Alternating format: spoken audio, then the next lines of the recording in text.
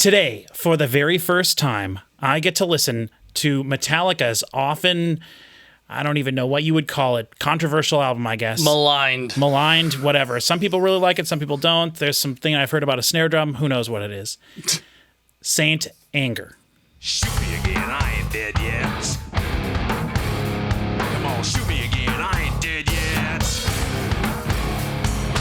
The curse has been broken because we are all here and you're watching us, and that means that somehow the gods decided that it was okay for us to record this reaction, because we have been trying for 2 weeks.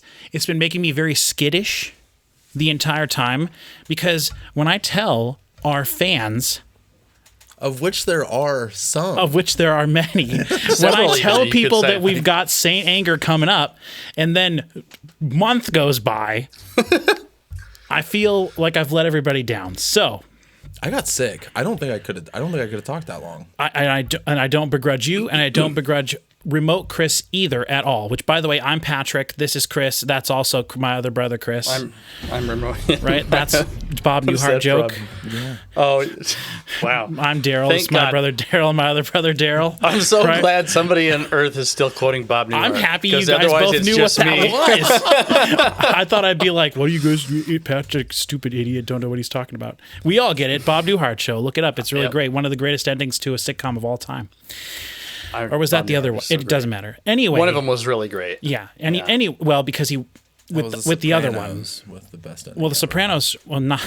I guess. Yeah, you could say that. Yeah, because he had 2 shows, and then the finale of the second show was that it was just a dream during the first show. Right, and he woke up. The last scene was him waking up in bed with the lady from the first episode, and it had all been a dream, or from the first show. Which is so great. We totally did. Spoiler alert. Spoiler alert. 60-year-old spoiler. Bob Newhart Show. 50 years ago. Yes. Okay, so we're excited to be back. I'm so happy that we're doing this. I have 2 weeks ago when we were going to do this, I wrote down some notes of how I wanted to do this intro, because I wanted to do them fast so we could get right into it.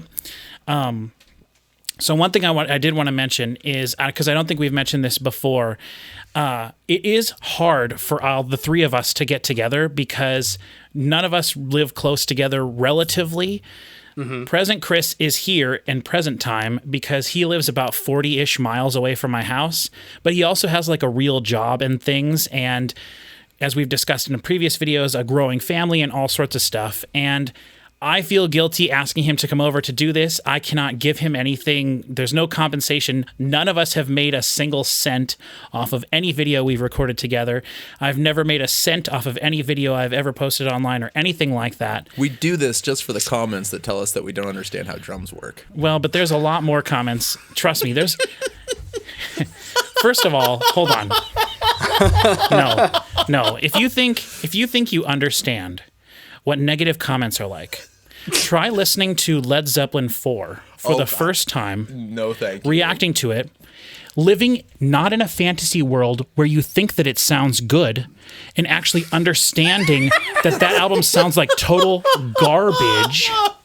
I'm really happy to hear this. I have no idea Hearing what's happening Stairway with to Heaven for the first time and going, meh. Do you know how many songs I've heard that start with acoustic guitar and build up to a rock song? Hundreds. One of those songs is actually a Metallica song called One, their worst song in their entire catalog other than that stupid Anesthesia song. It's not. But you just love to say that. Right, no. It's not. It's not. We've listened to everything up to this point. We know there's some real bad... There's actually not any bad songs, I don't think, except for Anesthesia, but that's not even a real song. It's like an interlude thing. But, yeah, that's true. But seriously, the comments I've been getting on the Led Zeppelin video, the Metallica people, if they don't like us, they'll just be like, this guy's an idiot, he doesn't get it. Led Zeppelin fans, they dissertation you into the ground. Because they're old. My God, better they write... I believe it. Oh my God, the longest comment I'm a Led I've Zeppelin gotten. 2 guy. I think I would like that one better. Is that the one with Immigrant Song on it? No. That's Is 3? it? Oh, damn it. See, we can't fucking do this. I don't have... Because you're going to make me look like a dope. Yeah, but remember, Led Zeppelin, it's not metal. It's not metal, but it's good. It's good. Maybe. I like I mean, Maybe Ramble On is 4. the one that is what you need to know. Maybe 4 Led Zeppelin songs that I have an interest in hearing. Ramble On, Thank You. What? Good God. Ramble On's all right. Ramble On. Yes. I don't give a shit about Led Zeppelin, man. That just falls into my category of Ramble simple On music. is Hold the on. best Led Zeppelin song that there is. Black Dog is better. No, it's Dude, not. dude, Ramble On is the best one. How many years has it been since you've listened to Black Live and Dog? Love and Made. Whole Lot of Love. What How is and about what should the never be. Whole Lot of Love I Oh, heard no, a that's bit the, of. See, I don't think I've ever really listened to Black Dog. Like it's just like a radio thing Right. all the time. It Just around me sounds somewhere. so Why are we talking about Led bad. Zeppelin? Because you That's were awesome. Because you made a flippant comment about how people are mean to us, No. and I'm telling you, you don't understand. Hey, I know that some people are mean, but we're on the internet, so that's what happens. Yeah, but to and the that's people fine. that really listen, and it's shocked me reading the comments, and you can tell that some people watch all Like the whole 3.5 hours of Yeah. us just talking about rambling on It's like those. about It's like those Steam reviews of people who are like, "This is the worst game ever. Don't play it." And it says that they have like 600 hours that they've played of that game. For the most part, though, No, the people that watch have to like it because it's terrible. If you didn't like us, this would be the worst thing ever. yeah. People love to hate watch stuff, man. I'm telling you. But the thing For is, 3.5 hours? Yes. the thing is, though, people don't.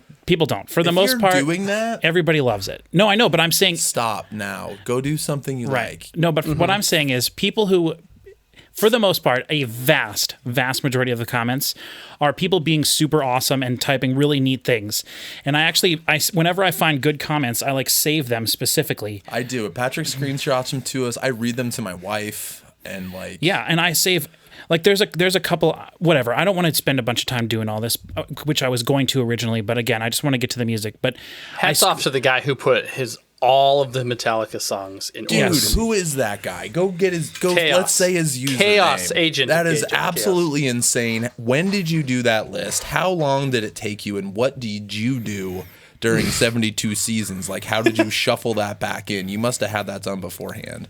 okay, so So it was incredible. user XG9Z6S. Okay, oh my god, user XG9ZS6HM1X. Now that probably is some sort of horrific word, but or nonsense. Whatever it is. I don't know. That's awesome that you had that at the ready. Yeah. I hope that you've posted that lots of places. yeah, that There's was even a song really on there cool. I don't recognize called Pain Train.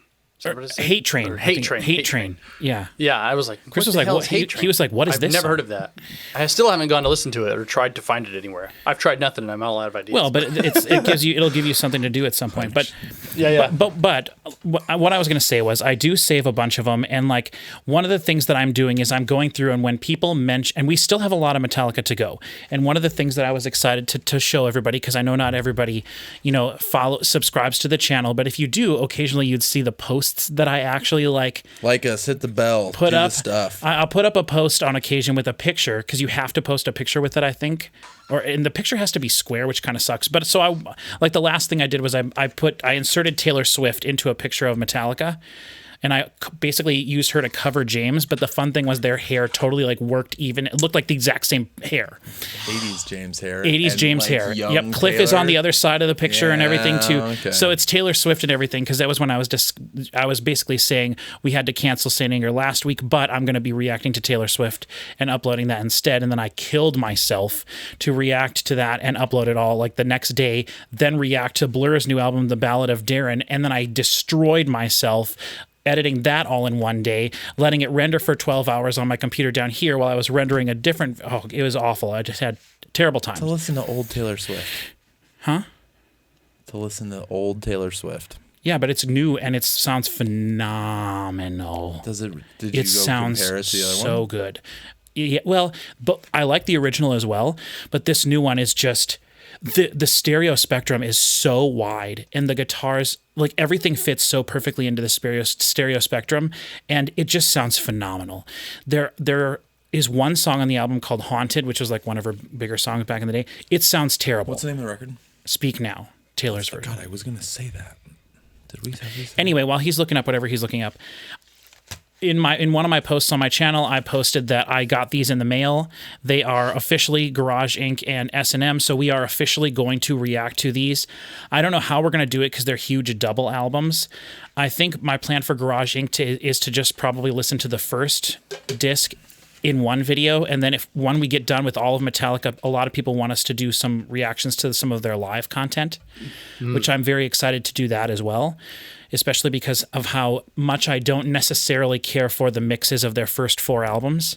And so the idea of having them re-recording them live could actually be, there could be some really cool stuff out there that if it was recorded really well live, that might sound even better than some of those early albums, in my opinion. At least less reverb, hopefully, on everything.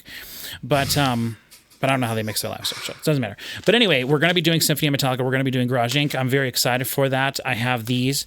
We also have something very fun we get to do in the intro here, and that's to do an unboxing. Oh, look at this. I got this in the mail today. An unpouching. Yeah, an unpouching. Oh, look at this. Oh, nice. Very good. This Remaster? is the deluxe remaster of And Justice for All. And oh, look at this. There's a second package. I wonder if it's related. It might be. It's the What new, is it? It's the new Hopefully Taylor. it's Olivia Rodrigo. It's the new Taylor Swift album. Ooh, look at you. Holy crap! It's the new Blur.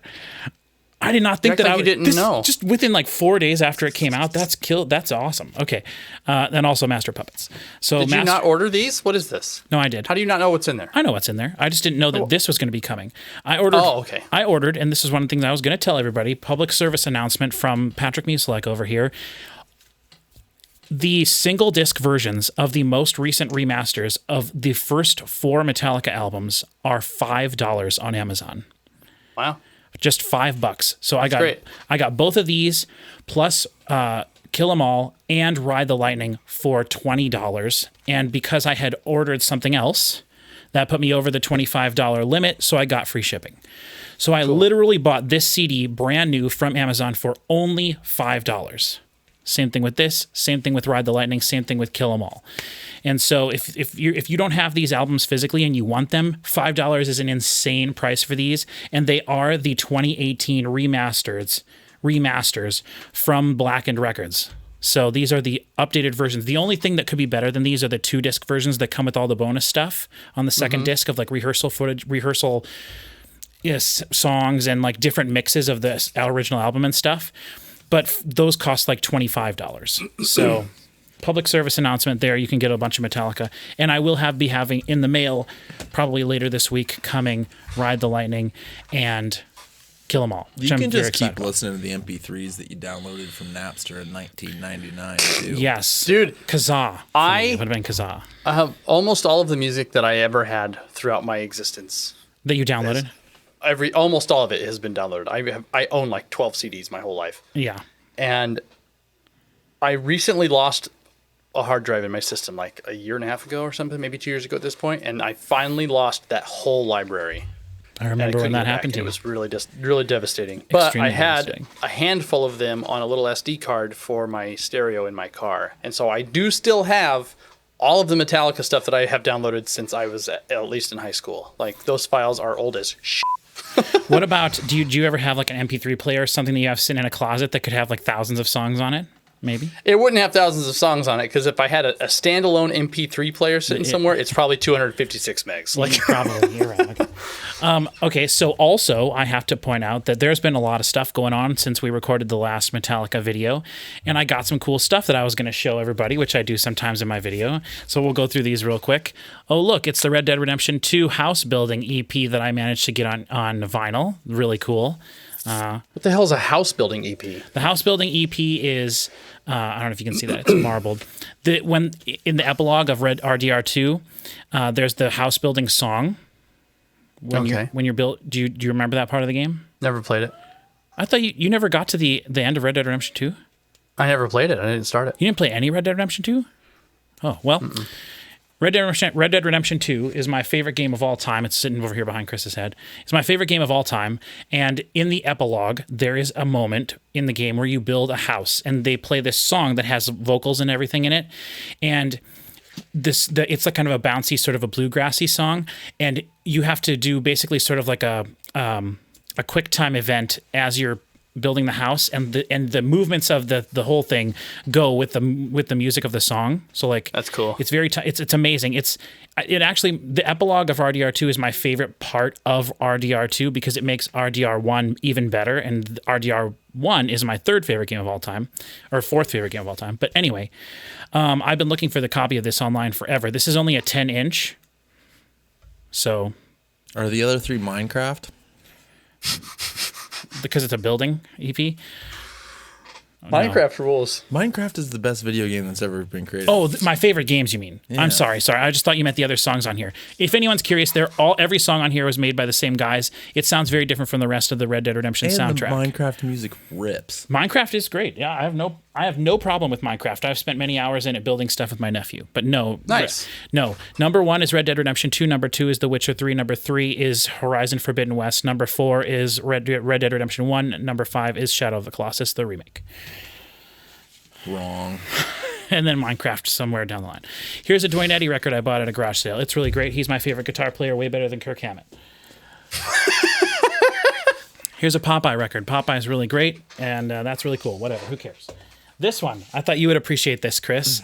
This is Little Toot, because for those of you who've been with us since the dark old ages of when we reacted to Ride the Lightning, and people were very upset with the fact that I talked over everything. At the end of that video, you talked to me about some guy that makes these shorts where he does the band names. And he's always like, I don't give a toot. I don't give a toot. I love that guy. Yeah. So I bought just because it was cool. I had no connection to that whatsoever, but this is Little Toot. No, it says I don't give a hoot. That's what it is. No, it's Toot. It's Toot. It's definitely Toot. I don't give a toot. It's I don't give a toot. And then, so that will be on the wall eventually. And then the coolest record I bought, just because I want to make Chris Parker jealous again. Oh, yes. Great ghost stories. Yep. I don't know how jealous I am of that, but it is cool. I would love to hear it. Well, I just know when I showed you the sound effects one, which sound effects obviously would be more interesting to you just like on a personal level. But I just think that these Halloween records are like the coolest freaking looking things ever. Oh, those look cool. And I really enjoy those. And so I just wanted to share those with everybody. That's that. Had lots of fun. Went to the zoo yesterday with my niece for her second birthday. I think that was earlier today What was it earlier today? that you went to the zoo. Oh, no. No, it was yesterday. I couldn't go to the zoo and record with you guys in the same day. It would literally kill me. That was yesterday. I just posted the When's the pictures last time on you were at the Facebook. zoo? Me? Don't say yesterday. Me? Yeah. A couple years ago. We go there because I have, like, my niece and my nephew are still young, so we go there every now and then. And for those of you watching who don't know, we live in Nebraska, which is home to the Henry Dorley Zoo, one of the top 4 zoos in the world. It's the London Zoo, the San Diego Zoo, the Tokyo Zoo, and the Omaha Henry Dorley Zoo, the top 4 zoos in the world. They all trade places every year basically on what's the top zoo in the world, but the Henry Dorley Zoo has been the top zoo in the world many times over the last 40 years or so. And it's something that us Nebraskans are actually really proud of, and it's really awesome to see tourists and people there, and it was really awesome to be there yesterday. And they have the elephant and giraffe exhibit and everything open now. Last time I was there, they didn't have any of that. However, they did have the whole jungle closed off. You could walk through it, but they didn't have any of the animals in there, which was a big bummer. So Interesting. The Omaha Zoo is cool. it is really awesome. It's legit. It is legitimately a destination on a vacation. And anyone who lives in a state that's on the coasts, you know how expensive it is to travel around your own state. Nebraska is not that expensive. So if you want to take a cool vacation, see some really awesome stuff, you can come to Omaha and go to the zoo. I'm not telling you there's a ton of other amazing things here. I don't understand the comparison. Because if I go all the way to Nebraska, it's going to cost me a lot more than if I go to the Woodland Park Zoo. Well, right, but I'm just saying, if you want to take a vacation, if you want to take a shark tunnel at the Woodland Park Zoo, yeah, nope, They don't. you can actually. We have a great aquarium. at the Woodland Park Zoo. Can I touch a stingray through at the Henry Dude, there was this. You totally can. Yeah, I've never done it. They have a stingray. I haven't been to that zoo in place. 15 years. That's Oh, awesome. it's awesome. It Probably legit is. closer to 25 No, but my years, point, since honestly. you asked, my point was that if you're going to take a vacation with your family, yes, you could go to Florida or California or New York or wherever it's going to cost you all of your arms and your legs, or you could take a much cheaper vacation to somewhere in the Midwest. Depending on where you're... You could go to the Mall of America, then drive the 6 hours to Omaha, spend the night in Omaha, and then drive the however many hours to Kansas City or Missouri and see the Arch or something, and have a nice little Midwest vacation. That's like an 11-hour drive. The Arch is not worth it. is No, stupid. no. Don't go to I'm just trying to think of things. And honestly, Mall It's of not America going is to a work. little It's a disappointing very too. difficult. You can go to thing do. Adventureland, right, which is a very small theme park that has a bunch of cool stuff at it that's not very crowded compared to like Disneyland and all that crap. So, Adventureland, It's not the same.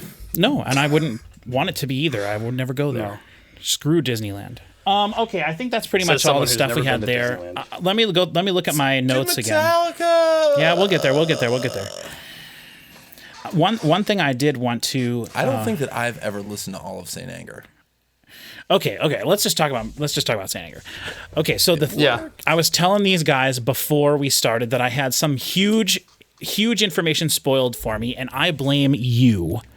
Because all you people are telling me, you need to go online and do research before we listen so that you can know about what you're talking about. And so what do I That's know what they now? sound like. What do I know? I know that there's no solos on this album. Oh, I was wondering what kind of 100% spoiler you spoiled could for me. possibly get about And an album. because for reading, but- imagine the scenario where we're sitting here listening and I'm like, was there a solo in that song? and you're like, any minute now. Okay, here The comes a 7.5 minute solo. song, any minute now. Here comes the solo, and nope. Just I'm assuming it's going to be riff after riff after riff after riff after riff. It'll be a scene, man. I We also don't talk the whole time. basically we can't talk, We don't have to stop to not talk. I am because really there's no excited about solo. this. or we don't need to talk at all because we only talk over the solos. See, that's how it works. But I did look. I read the whole Wikipedia page about this. I know all about the fact that they were having all their trouble with drugs and stuff. I did not watch this Some Kind of Monster documentary. That's fine, Obviously, should. I'm going to. It's but not bad. I figured It's not bad. I figured that a large part of it would be the music from this album in the film. No, Not really, no. No, No, is I there don't- like any? I don't know. think there's any music in there. They should. They do they show might- like as I they're think that's actually recording kind of stuff. cool if they didn't include like the music from No, the it's album. It's a documentary. No, I know They that. talk. I mean, yeah, they definitely talk about some of the process. They show a little bit, like him recording vocals and stuff, but it is not about the songs. I always think about the thing with Lars recording some vocals for something, and he's like rolling around on the floor with the microphone. that sounds like something Remember you do. that? No, I don't. It's been like when that came out. is Yeah. when I watched haven't. it. Yeah, it's been a long. I am ass very time excited to since I've see seen the it. film eventually, and I mean, I definitely am going to, but I didn't know if there was going to be spoilers in the film for the album, so I didn't listen to it. Also, someone commented just yesterday on our Black album because we had been asking about like the drum sound and everything. We talked about it a lot the first few songs. Someone said that there's a documentary called an hour and a half in the life of a band or something like that. An hour and a half of the life of Metallica.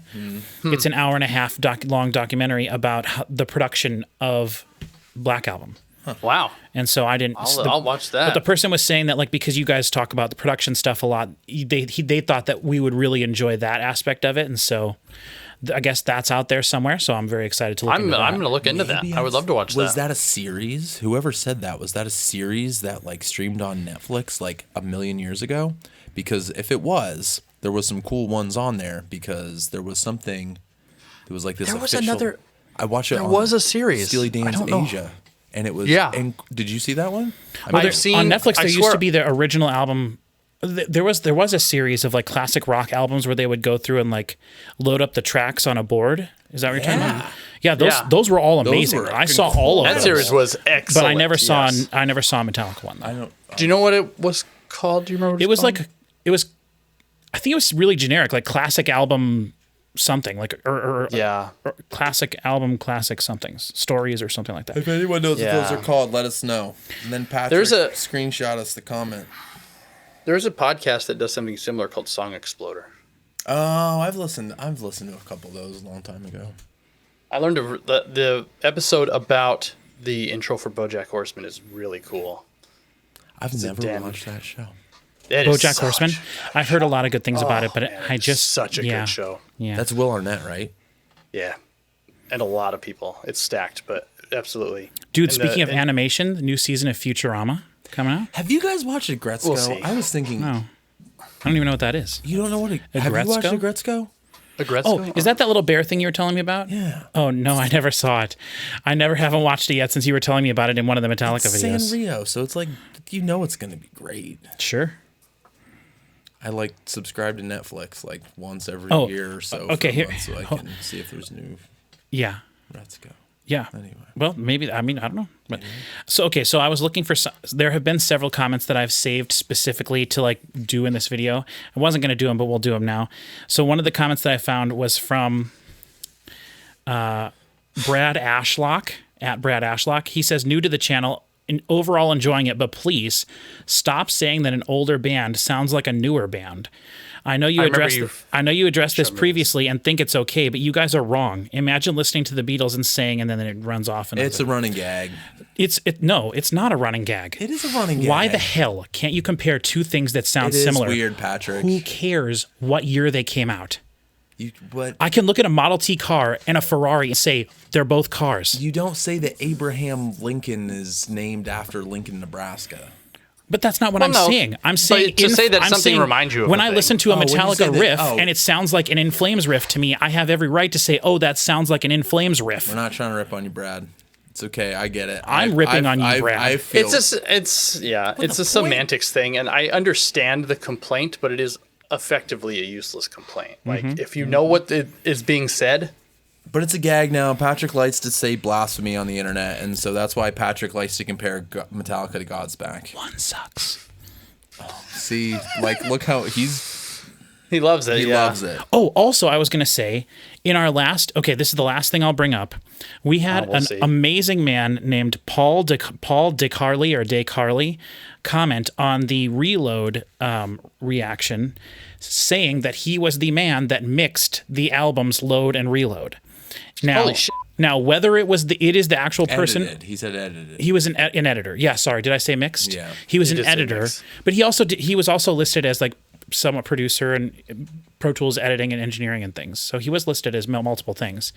But I went and looked this guy up on Wikipedia, and the things that he's done are astounding and amazing, and a lot of them are very albums that were like very seminal for me and big albums. And if this is the actual guy and not someone trying to like troll us or do anything stupid to us or whatever, which I don't. A weird troll. It would be a Probably weird not, troll. yeah. It's a deep cut. And weirdly specific. Yeah. Like, why would you pick that oddly guy? specific. Well, but the thing is, we are audio engineers. We talk about the mixing and the editing a lot. And so if someone was trying to like really mess with us, they could do that. However, if that guy is the actual guy and he watches this reaction, which it's now a month after that one, so I don't know why anyone... Watch something fun. Don't watch work. He enjoyed the video, though, and he thought that it was great, but he made the comment that we had said that we maybe heard some like pitch correction stuff, and he said that pitch correction stuff, there was no pitch correction used on the album at all, and that it didn't become popular until 1997. I looked it up, and that is absolutely true. That is the year that Cher had that song come out or whatever. That was the big song, I Believe in Love, whatever. I believe. Yeah. Do you believe in life after love? I can feel something inside. Whatever the words. Yeah, you're right. You're killing it. Yeah, that song. That song is awesome. Yeah. But were you going to do I Believe in a Thing Called Love? Was that where your head went to There's no first? pitch correction on that song. Justin Hawkins just rips that. Do you watch his YouTube videos ever? No. Oh my God, he's amazing. If anyone watches this and you don't know, Justin Hawkins Rides Again is Justin Hawkins' YouTube channel where he reacts to stuff. The dude is so funny and amazing and talented, and everything he does is amazing. Why did they not have more songs in America? They only have 2 albums, I think. It was so fun. Yeah, That's I agree. what rock and roll's supposed to be. I agree 100%. It was so much fun. That is like the definition of tongue-in-cheek done like perfect to perfection. But there's a reason that song is like so huge. It's absolutely amazing. There's tongue-in-cheek humor in that song? I think the whole point of the song is that it's supposed to be like a crazy, 80s hair metal I don't think thing. that's tongue-in-cheek. I thought you meant like it was a sex joke. Oh no. Oh, no. That's And not in what the tongue-in-cheek video, means. and he's like humping Touching the you. like the Touching me. That was better than I thought you'd do, Patrick. Whatever the song. But like the big purple grimace thing, like in the video. I'm right? sure there's lots of innuendos in it. I'm not saying that that's not the case. The V in the man's outfit goes very far down. It does. I should wear if we get to 100,000 views on this video, I will wear that outfit in our next. Do you have one? No, but I'll That's what make it. I everybody don't wants you to care. do. For 100,000 views, I'll make one. I'll email Justin Hawkins and have him send it to me. Anyway, I don't want to mess with Justin Hawkins. He can have my channel shut down in a minute. But he's a cool guy. He would never do that. I forgot what we were talking about. But anyway. Metallica. Anyway, The okay. editor. Okay, yes, the editor, yes. So if that guy is the actual guy, which I would tend to believe that it is, thank you very much for watching the video. And honestly, like that man worked on so many albums that were really important and special to me. I had it all saved on my phone, but this is weeks ago, and I'm not going to get into that now. So thank you very much. That's super cool. Very, but like, very go cool. watch Mumbo Jumbo or Green or Scar or You just said a bunch of weird foreign words to me. those I are suspect these are YouTube reactors. No. Oh, they're YouTube editors? Minecraft guys. Oh, Minecraft guys.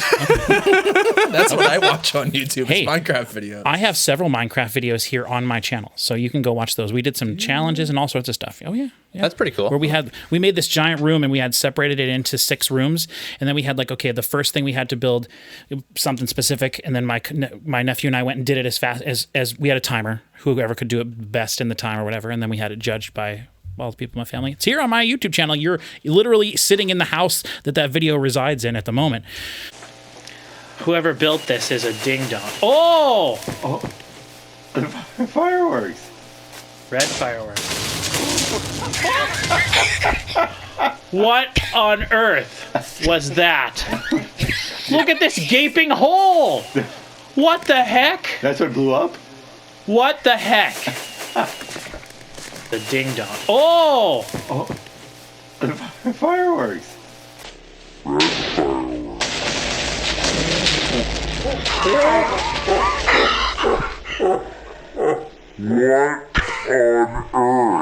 Speaking of timers, Timers. there's a song Speaking of called time, Frantic. yes, frantic, tick, tick, tick, tock, right? Yep. That's My professional segue skills. See, I Yes. was trying to think of the name of that song earlier, and I don't know that I can actually think of one song off of Saint Anger. I listened to it. I probably listened to most of it. I don't think the whole thing when it came out, and had the same thing that a lot of people do, and that I've almost had with other Metallica albums, where it wasn't the songwriting or the musical performance that stopped me from listening to it, but then I stopped and I never listened to it again.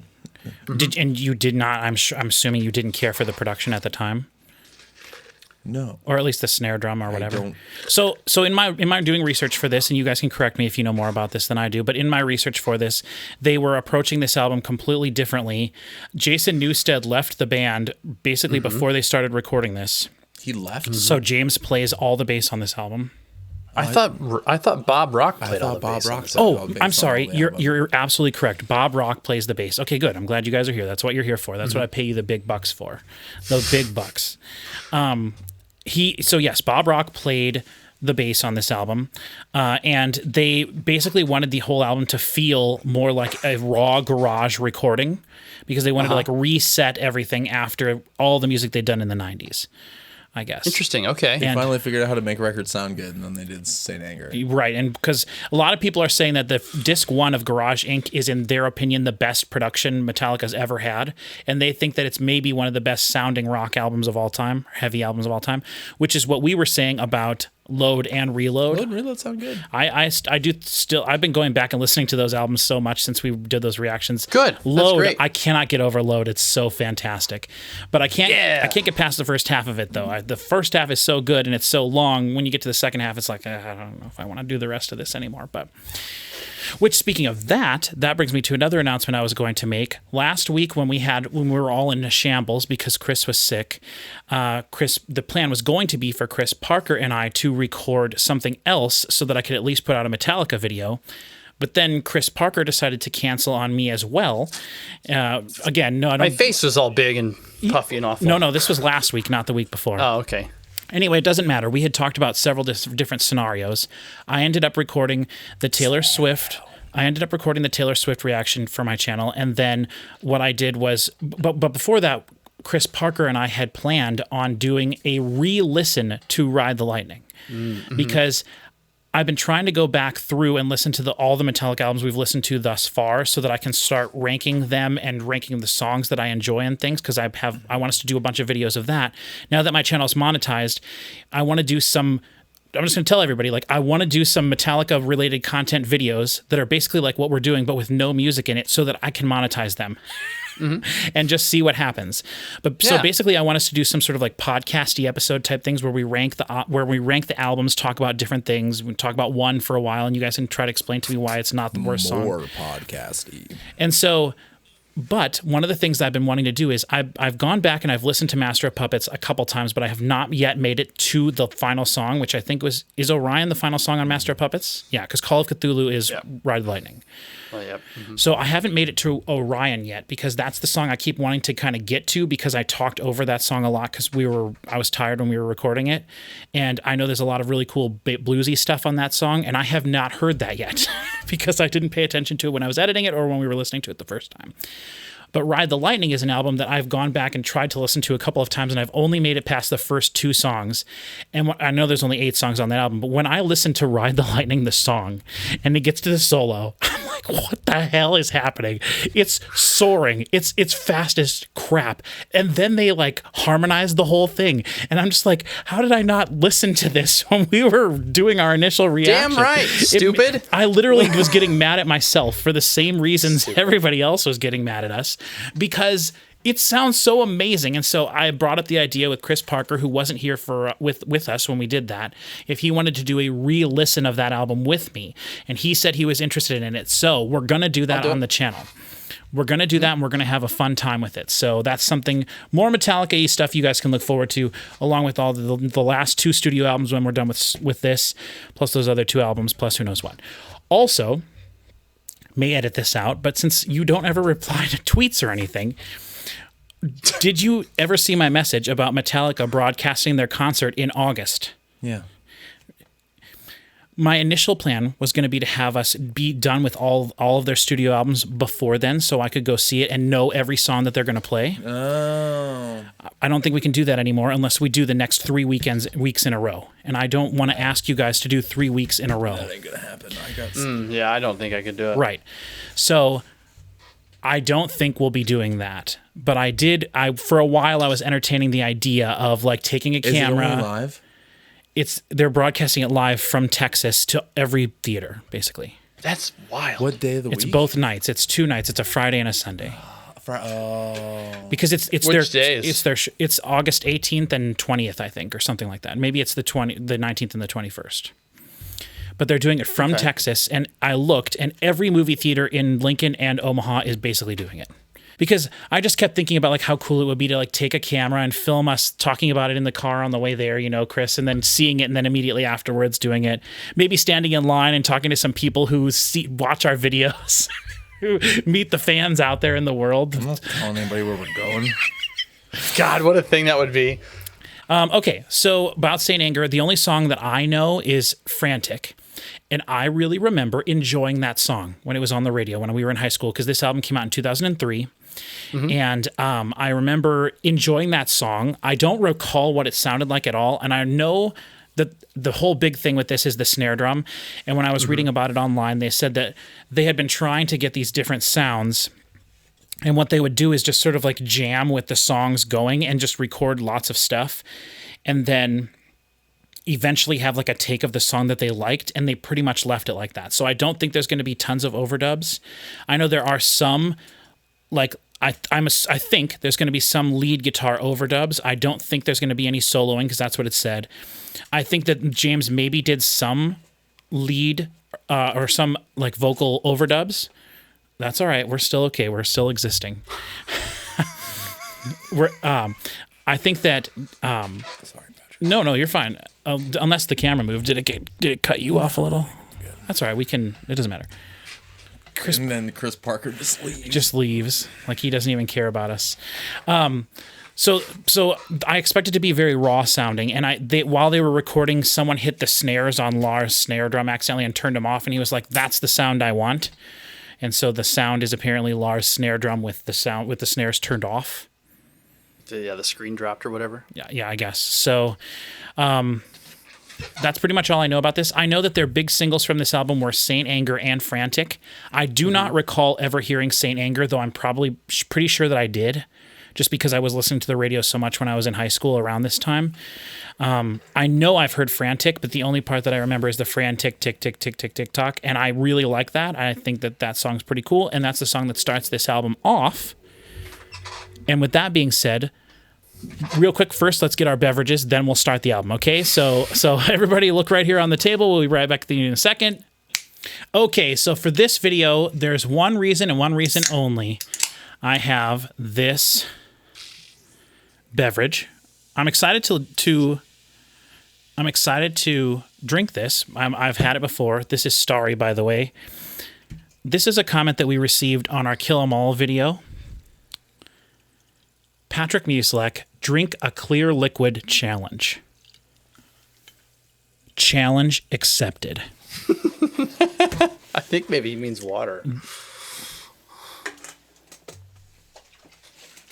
I've got water here too, okay? But he didn't say that. He didn't specify. He said clear. Now, to me, clear means no food coloring added, right? No brown. No food coloring added. Oh, what's that? Clear liquid. What is this? What is happening? I smashed. Your nemesis. I smashed that challenge, bro. Be embarrassed, because I destroyed you.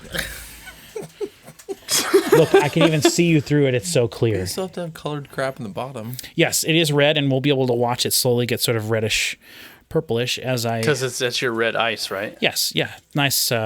That's a mixture of blue raspberry Kool-Aid and red Kool-Aid. We just mix it together in one jug, so okay. Allergic to water. I'm not allergic to water. If you knew how much water I drank every day, it would probably astound you. No, I got you. I drink so much water. How else do you think I keep up this physique? Okay. Okay. All right. Frantic, tick, tick, tock. Tick, tick, tick, tock. Tick, tick, tick, tock. Chris, you got the files there? Yep. Okay, 1 second. Hold on. I got to find it.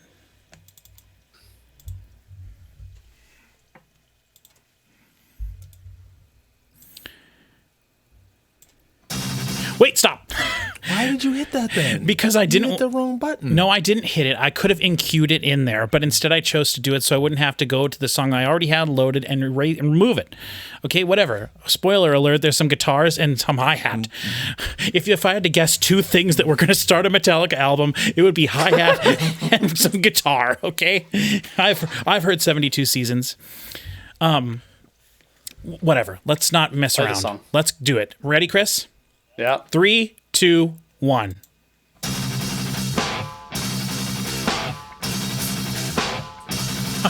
Well, they waste no time getting into that snare. It's not bad. It is not bad. This is not the worst song for it, I will say.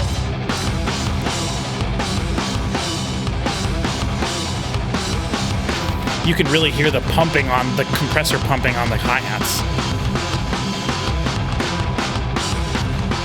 No high frequencies to the guitars. No. Oh, that's what you're living a lie. Yes, you're living a lie. Yes, this is gonna be nostalgic for me. Good. Oh my god, it sounds so bad. It does not sound good. I'm gonna turn it up. This is what we were talking about, Chris Parker. Remember that you should never feel like you have to constantly turn the music up, or no, turn it down, or whatever we were talking about. Yeah. The bass is not low; it's in there. Could have my wasted days back, but I use them to get back on track. Stop to warm at karma's burning, or look ahead but keep on turning. Do I have the strength to know how I'll go? Can I find it inside to deal with what I shouldn't know? Could I have my wasted days back, but I use them to get back on track? That is a cool part. My lifestyle. Well, it determines my dance style, my lifestyle. Yeah, I remember this. Yeah, let's go. Oh, also, let's not swear anymore in the video, okay? Just because it takes me so much longer to edit it when I have to listen to every single word. You know, if I can just cut, like skip parts and be like, oh, I don't remember there being any swear words in that section. There's things about this mix that I like, and then there's things that I don't think sound very good.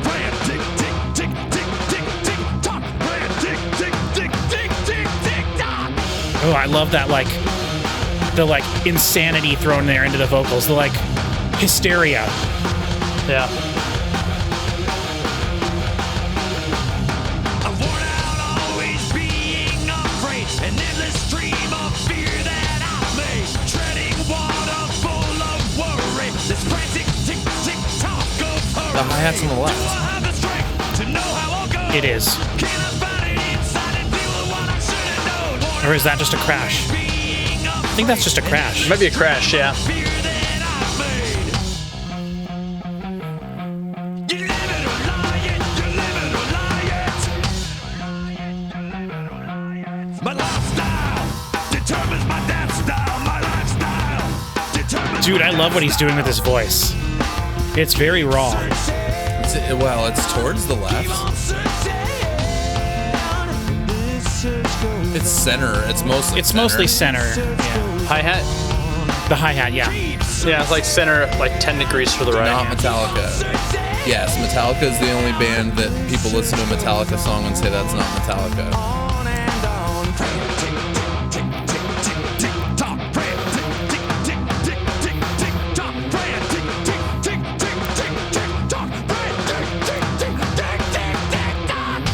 I love that. I think that's cool. It's very raw. Like you can tell that the guitars were not slid all around to like align them perfectly or anything, but they don't sound bad. Do I have the strength to know how I'll go? Can I find it inside to deal with what I shouldn't know?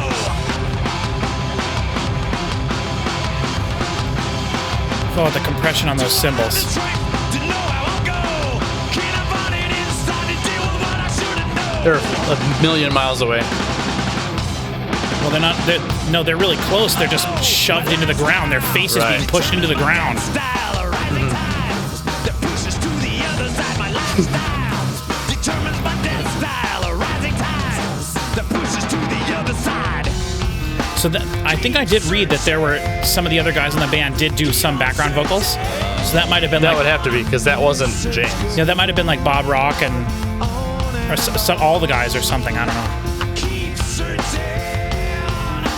keep on searching. This search goes on and on.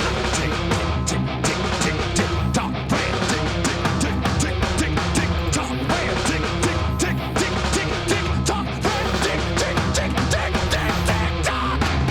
I love that.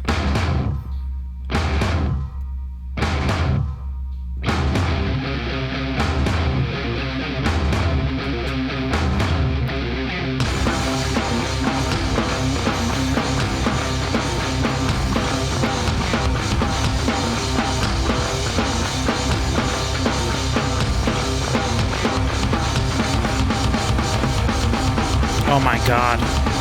That cymbal.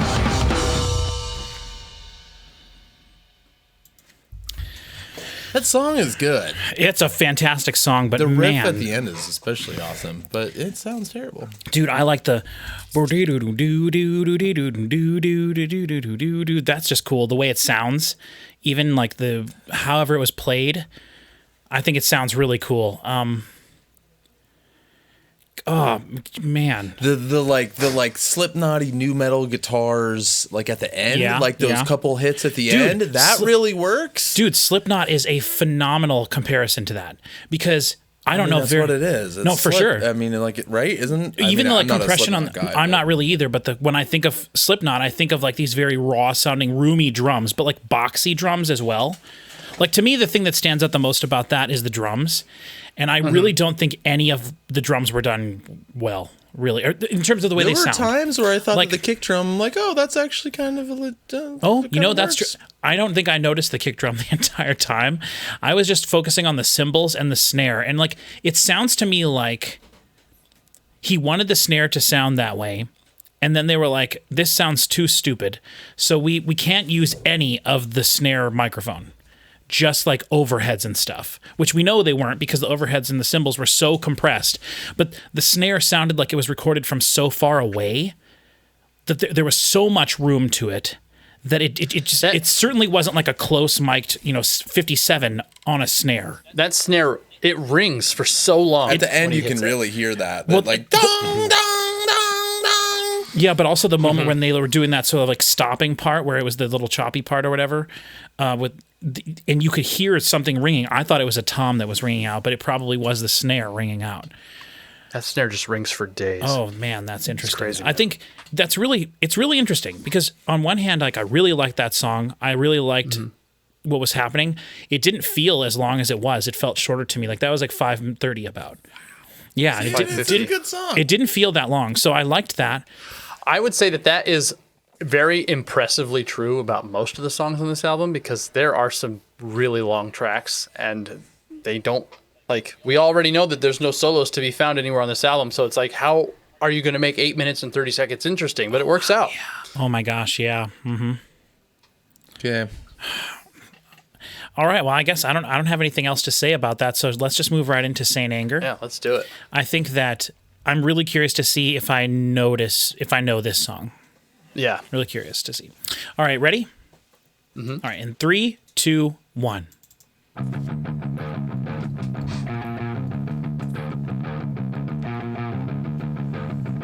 I'd be surprised if you didn't know this.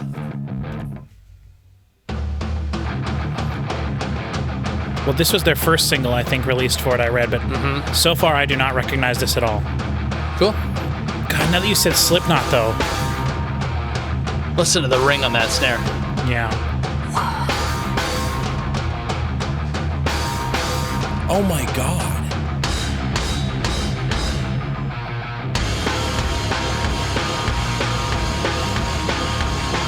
It just shimmers.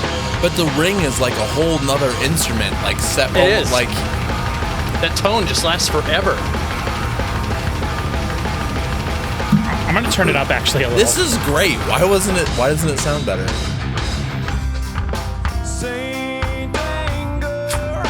And even this is like so compressed. Like that bass is like. Yeah, the bass was barely non-existent, really, in the first track. You could hear it, but there was no, like, sub-frequencies in anything.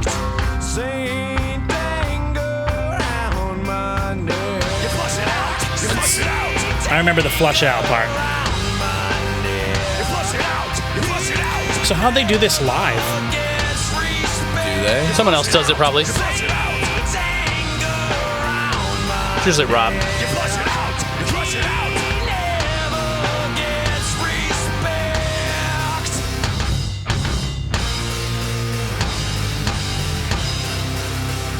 Wah guitar in there.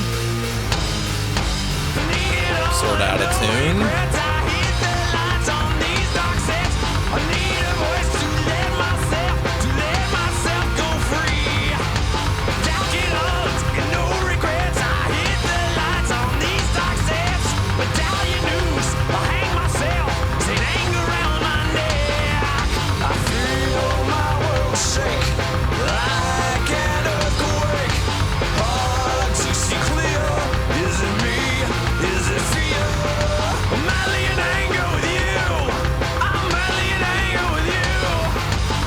That's kind of a cool Madly in Anger with You. I can never decide if it's cool or stupid. I think it's probably both. I think it's kind of cool.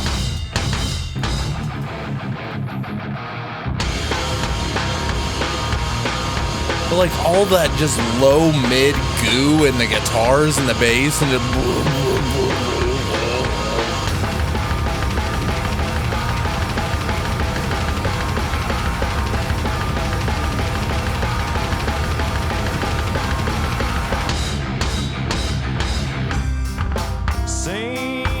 The volume of things are constantly changing. It's so weird. Like the volume of every instrument is changing in every song, in every section of the song. Like how much, This is a totally different mix than how what was prominent before. things are and whatnot. But like the drum sound didn't change that much. It's still like really.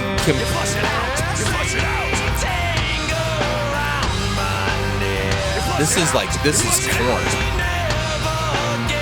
Interesting. There's almost no ring on the snare in this section. Sounds like it's like gated out, right? Mm-hmm. Like it was Could be. there and they gated it out. Yeah. Yeah. Ooh. Fuck it all and no regrets. I hit the lights on these dark sets. I need a voice to let myself, That kick sound is just terrible here, right? Fuck it all and no regrets. I hit the lights on these dark sets. Medallion news. It sounds like when you're 17 and you're And you're making just a learning. demo and, Yes. you have one microphone Yep. and you just put it above the drums and record it. Yes, that's what the drums sound like. Yeah. That's what I'm saying. Like the snare, there's no way that was close mic'd, and they got that sound. Maybe close mic'd from underneath it or something, but not even that.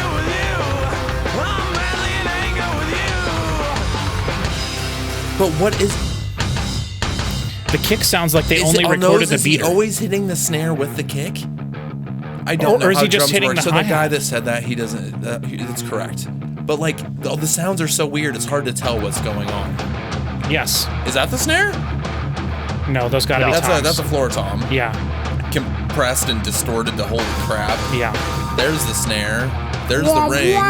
It's like it's shimmering. It is kind of cool how it does that though. That doesn't bother me, honestly. I just wish that there was a second snare sound that was a real snare sound with it. Because it's. Yeah, see, this is too much. The ring here is too much. And it sticks out so hard. This sounds like a riff I would write. And that's not a compliment. I like this part. Yeah, But the guitars are so muddy. it is. It is very muddy. It's neck pickup. It's tone knob all the way down. It's just nasty. It's like everything you shouldn't do. But it's crazy how good the vocals sound within the mud of the music. Yeah. well, except for it's all brick wall. Oh yeah, the washiness of the cymbals is. That's all there is. There's no attack to the cymbal. No, They're just, no. It's a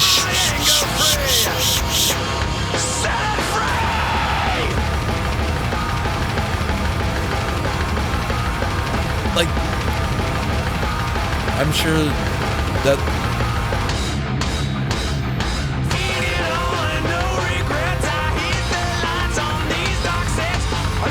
but those big hits, what is that?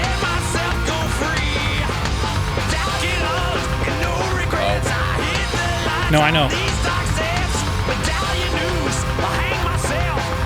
So there's a cymbal It with sounds it. like a kick hit, like a different kick almost.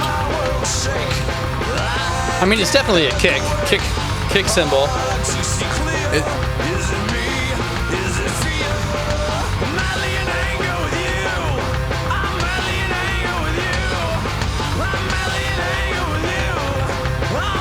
It's so disconnected from the main drum beat. It's very. It is, The you're main right, drum beat is so disorienting. mixed, muddled, like with everything. Yeah, and it sounds. It's a cool part. Even with this double bass, it's still so much more prominent than either of those.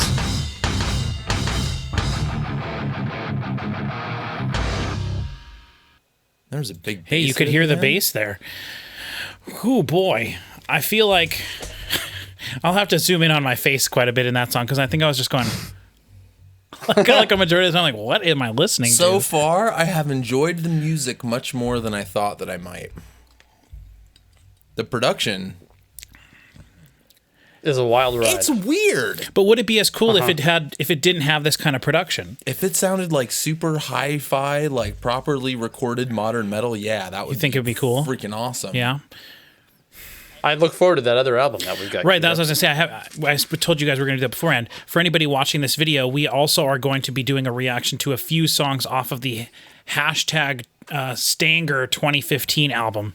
If you're unaware of what that is, when you see that pop up on my channel, just click the video. It was the guys that got together to like re-record this album using sort of modern metal techniques in 2015. I haven't heard any of it, but I know it was like kind of a big deal at the time. So we're going to be listening to a couple songs from that after we're done listening to this album. I sort of remember those songs. I remembered that song a little bit as well, but the funny thing is hearing that song on the radio would have had to have been edited, right? So the whole chorus would have been, it all went, And then regrets. and then through the radio compressors, it just would have been. Well, the radio wasn't it. And, right, Man, and radio is crappy trash. 1995 tempo or whatever. It was 2003. That's why they put the the clean parts in there so you could remember that it was Metallica every once in a while. I thought that song felt to me like a little disjointed almost, like the parts didn't, which the first track felt that way too. Like it felt like maybe different parts from different songs that they kind of forced to exist together. Mm-hmm. And so far in both songs, we've had like moments where James is singing the lead, and then there's sort of like a secondary part that's either off to the side or maybe like overdubbed and spread wide, and that's fine. I think the vocals actually I've enjoyed a lot, both songs. I mean the vocals, except for maybe All Within My Hands, I'd say that the vocals in this album, I don't think you'll have a problem with any of them. They're all really clean and dry.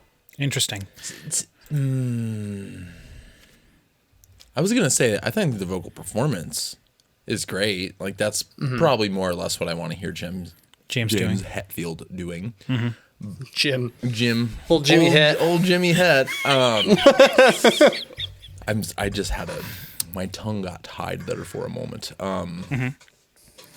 But I don't know. Like sometimes the vocal production, which is usually something people get that right a lot of times. Vocal production? Not Jack Antonoff on any of the last couple Taylor Swift albums. But most people, I don't know. I don't think vocals are that hard to get right. And sometimes no, I don't think so. The only thing is like, sometimes I'm like, boy, that's dry. But if it was trying to make it like a rehashing of like the old, and like if you wanted to if this was supposed to sound like a high school punk rock record, I think that they're doing it. And yeah, those two songs at least. The songs are awesome. Like, I don't remember that at all, those being that good. Which is funny, too, because there aren't like a lot of riffs that I would think that you would necessarily like a lot because there's not a lot of flashy playing going on. It's mostly rhythmic stuff, It's not leads, really, or anything. Yeah, but that's not the only... I mean... No, I know. I'm just saying, like, to me, that's kind of more like what you tend to gravitate towards. But also, that last song was 7:21. Did not feel like that at all. Not at all. And it's wild because it doesn't feel like it even changes that much, but it just goes right by. Well, it did feel like it changed a lot. It just felt like there were like three or... it's so funny.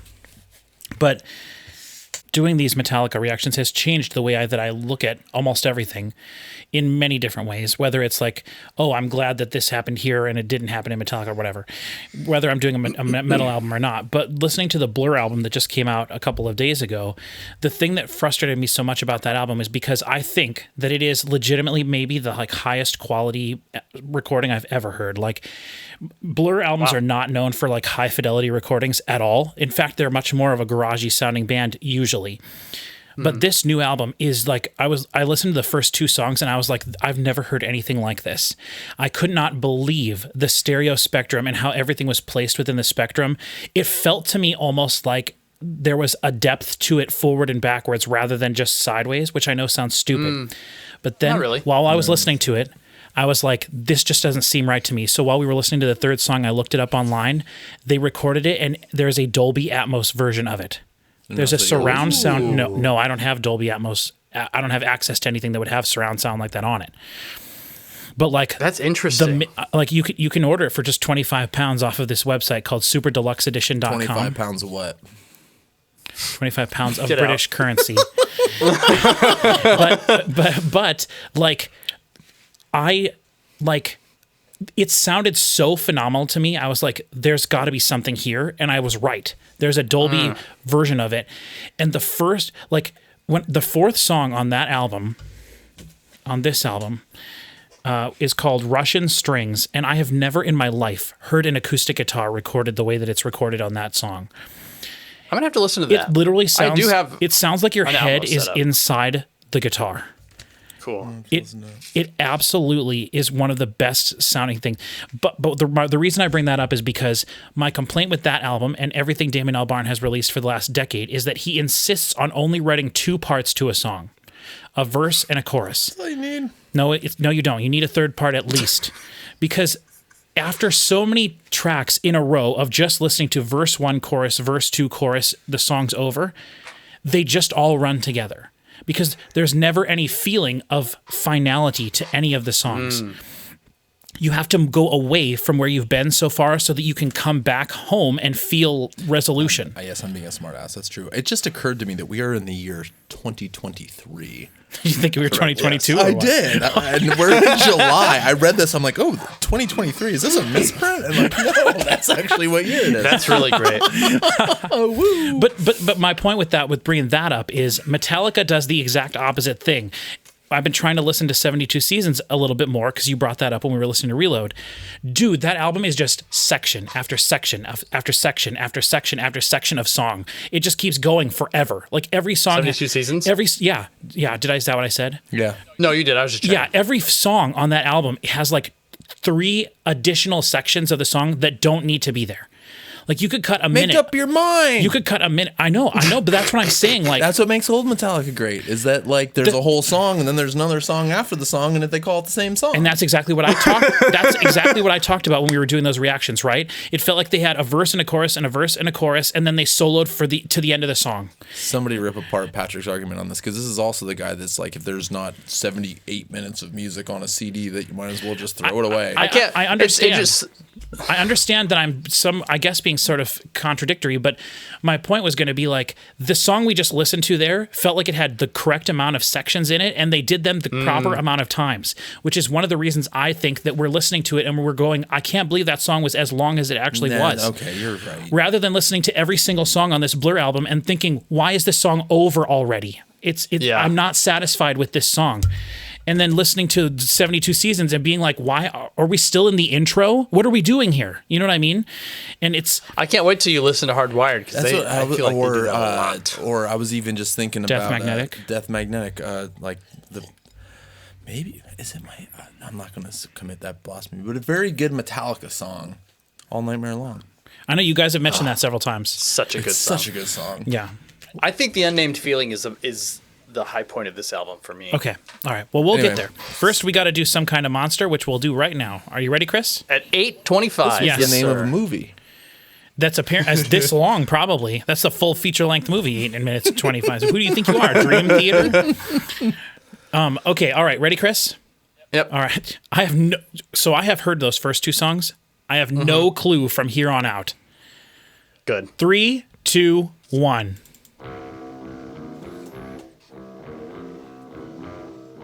Listen to those snares rattle. So the snares were definitely on here. You can hear the screens, but Yeah. they're off in the corner somewhere doing something different. They're off by themselves, so they put them in the corner. Yep. Because they ain't hitting on the snare. That snare sounds fine. Yeah, I agree. That first hit was like, ooh, that sounded good, and then after that, it got a little compressed. The guitars are worse than the snare sounds on this here. Well, there's no high frequency in the mix at all. There's no high Everything is low pass at like, I don't know, 10K. Say a number. 10K. Too Lower high? than that. Oh, 7K, yeah. you think? That's a cool fuzz guitar sound, but Yeah, like... I love it. That's Dan Auerbach for you. It is. Did the Black Keys exist in 2003? Oh, yeah. Oh, sorry. Okay, well then that was a legitimate comment. I can compare them to the Black Keys because they were a band at the time. We got you. Screw you. We can only go backwards in time. You can't go forwards. I could have said Led Zeppelin, but I only like to talk about good bands on this channel.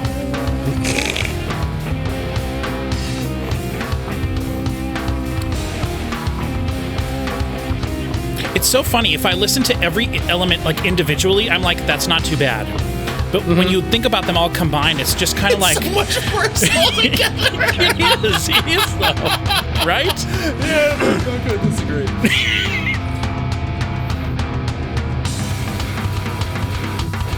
The drums are really pretty bad. Yeah. It is kind of interesting though, like how muddy and dirty everything is. But like on this song, like the drums are very separate from the guitars. Yes. I mean, I get it's probably mostly a stereo field thing, but like I feel like the bass is a little less egregious in this song too. oh yeah, there's bass. That's the thing.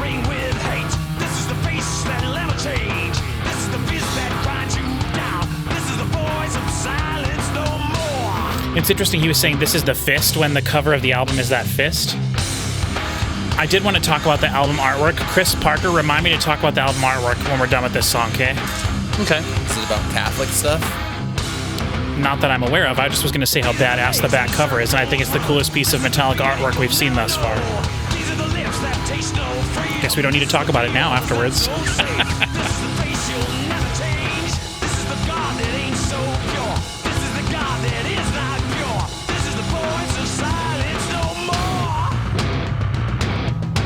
Whoa.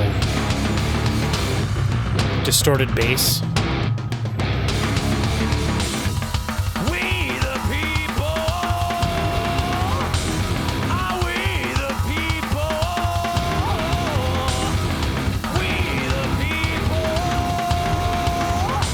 I could see if you were like driving in your car and you put this on and you weren't really paying attention to it, that this could be like something really fun to listen to.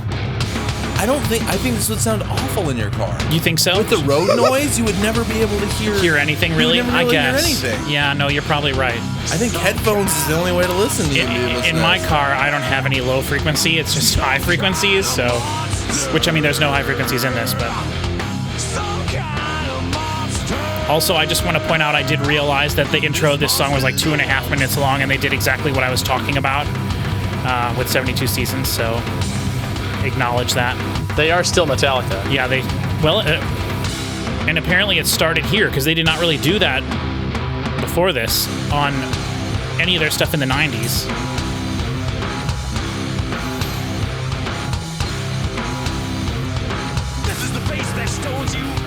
It's so weird if you just listen to the cymbals. Like, this isn't that bad. I kind of, in this part, like that It doesn't bother awful me. ringy snare is great. Yeah, it doesn't bother. Yeah. The snare doesn't bother me at all. And the kick just sounds like the beater, you know? But there's no sub frequency to the kick or nothing. It's just the head of the snare, the kick. Sorry, the head of the kick. It changes all the time. Like now it sounds completely different than it did a minute ago, right? Unless there's a... I don't think so. I think it sounded the same the whole time. But there might be... Nah, I like the kick sound. I'm into the kick. It's not bad. If they do like a double bass part again, it'll totally change. I'm sure it would have to. I have red drink now. Sort of red drink.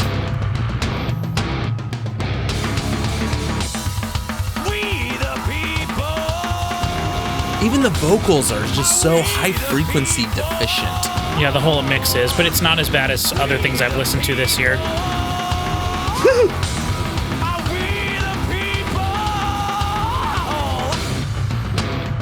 Well, let's try that thing I do sometimes on my channel.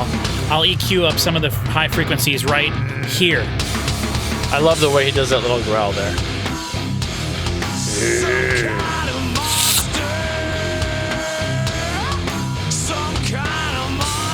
Now that crash cymbal was recorded in the next room.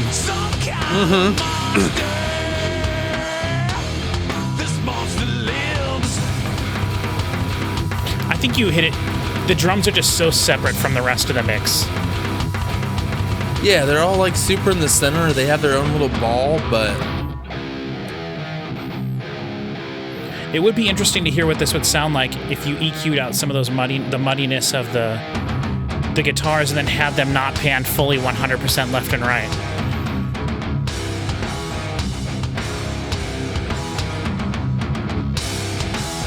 And that little this part is rad. is very Metallica. And then the little thing that Kirk's doing. Dude, that is cool. These riffs are rad.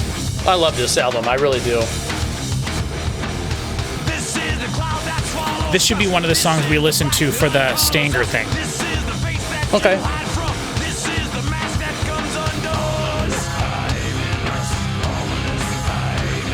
Dude, that's cool. That's sweet. Is that James? It sounded like him, kind of. On the left, yeah. Oh, the vocals, yeah, I agree. I love what the left guitar's doing here. Oh, this is the left.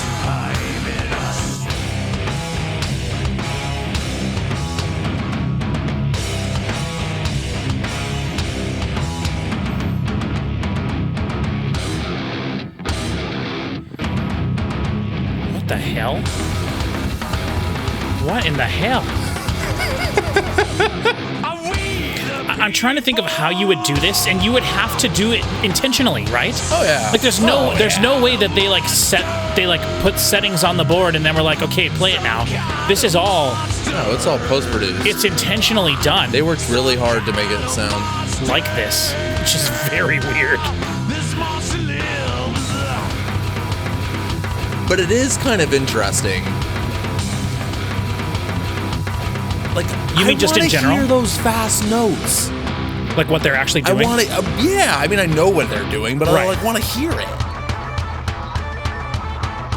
Awesome. That is cool. But it's interesting to me. Maybe this is the thing. Maybe Metallica's just been pulling a tricky on us the whole time. Pulling a tricky. They're pulling a tricky because, like, when you have something that is like so lo-fi, and I think that you can say nearly objectively bad sounding, Right. because nobody like my whole time recording stuff, I have been trying to make stuff not sound like this. Exactly, I yes. record it and it sounds like this. Yep. And I try to do stuff to it to make it not sound like this. Yes. Yeah. But when you do that and then you throw in weird stereo vocal stuff, you're like, whoa. Because if the Yeah. whole thing sounded great, like if you go listen to a really well-produced record and then you hear Not a Metallica one.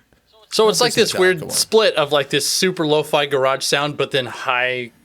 right, because like production Patrick was vocal saying things. during that song, like the automation and stuff that was in there, because right, like all different weird EQ and level stuff was happening, like On there the was, like, same instrument within 5 seconds of each other. yeah, there was all the like different musical stuff that the production was doing to support the musical idea. Right. And like somebody sat there for probably a while. It would take me a long time to do that because I'm stupid, but somebody sat there and did that. Yeah. Like they didn't like. And this is 2003. Mm-hmm. But that's the thing that kills me. Like there's so much intent behind what we're hearing. It's almost like they're like playing a prank. You know, it's like someone bet or dared them or bet them like, I bet you won't do this. That is and like they're half of that is Metallica's career since. But then they're like, album. we're gonna write such cool songs. Like in my opinion, I still think "Frantic" was a better song than that. But I don't know. That was a good song. Barely, that was a great song. That was a good song. Great song. Why do they do this? It is I love just how- so strange. I wish that this could. Why can't this be my favorite Metallica album? It wouldn't be. It couldn't be. wouldn't be. I mean, it's always going to be one of the big three, but the good three. What's the word for those albums? The trilogy, Which one? Which Ride, albums? Master, and Justice. Yeah, Triumvirate. the good ones. But I don't know if but that this is great. It just sounds awful. I will absolutely say that this, so far with what we've heard, this would be, if the rest of the album is up to par with what we've heard, this would probably be my favorite Metallica album if it sounded good. You know what I mean? Release the real tapes, Metallica. You recorded it good. Is that what is that what's gonna happen?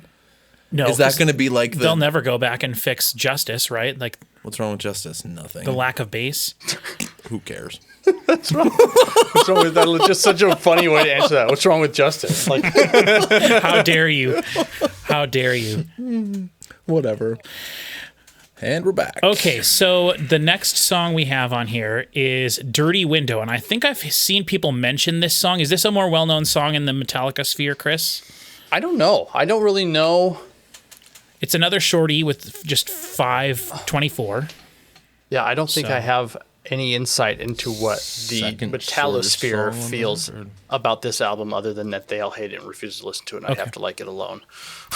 Well, that's what I thought was going to be the case with Load and Reload, and we've had more people come out and say that they love Load and Reload than any of the other comments on any of our other videos. I'm glad that, yeah, well, they're probably So- so tired of not being recognized. Well, They're like, please, finally, thank God. Most of the comments were just like, hey, at the time everyone hated this, and then for so long after that there was like a stigma on enjoying the albums, but over time that just went away, and now it's considered like those albums are considered to be both really, really good. And I had several comments that said they are some of the best. If it was any band other than Metallica that would have released those albums, they would be considered absolute classics. Disagree. Hard disagree. I would say that about this record. Yeah. This record rips. The songs are good. Right. I don't know. I think I agree with that. I think if some other band put out Reload, It would be like everything else. I don't know. I see what you're saying. Like the name Metallica added so much credence to it, but I honestly think that like Load is so legitimately good, and that was the thing that blew me away when we listened to it. Definitely, a lot of the metal or a lot of the heavy music that I grew up listening to was much more influenced by Load than Master of Puppets or Ride the Lightning, and I was not expecting that at all. I think the At all. problem, the realistic problem would be, of course, who is this band that sounds this much like Metallica? Right. And the lawsuits. Yeah, which is, yeah. I don't know. Okay, Onward. so on to Dirty Window. In 3, 2, 1.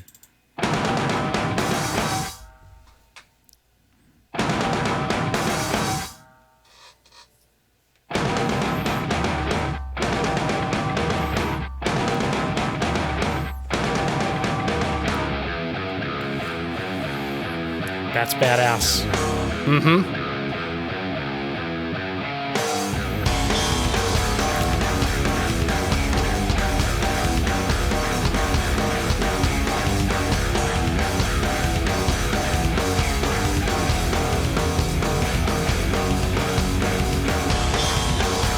The guitar tone's a little better.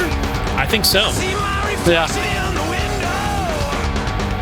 It looks different, so different than what you see. Projecting just Snare's a bit much here. The crash cymbals are way better. clean. Yeah. Way less compression. Dude, I love that half tempo, or almost even. Am I who I think I am? Am I who I think I am? Am I who I think I am? Look out my window and see it's gone wrong. Court is in session and I slam my gavel down. Dude, the cymbals are infinitely better here. Infinitely. hear 'em. Yes, they sound like real cymbals. They do. I mean, it does sound like It's complete. I'm judging, I'm jury, and I'm executioner too. This is Hoobastank. Right? I'm judging, I'm jury, and I'm executioner too. And the reason is you. Rejector, infector, projector, rejector. And I think Hoobastank's first album was 2001, so we're good.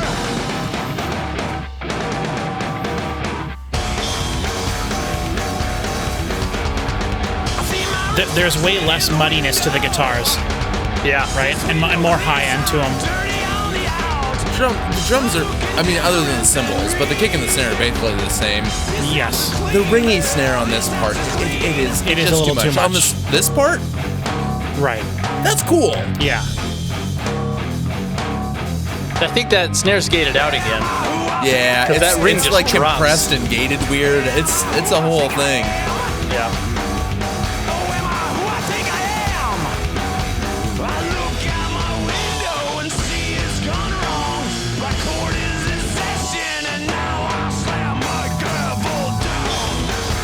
That's cool. I kind of like the looseness of everything. I kind of do too. It really feels like Kill 'Em All. in that regard. Which I've been meaning to ask you, Chris, how long it's been since you went back and listened to that album. It's been a long time. In looking at the transients of that album, there's not a single guitar note played in correct timing on that album. It is atrocious. You can, at the beginning of Seek and Destroy, the first hit of that song is like a quarter note off. Yeah. It is so bad. And the only reason I noticed that is because I've spent hours, as you have, hours and hours moving transients around to make things sound right. Sorry, this song's cool too. Snare in this part? Great. This is a great production decision. Ooh, that. Oh, now we get the low frequency. Awesome.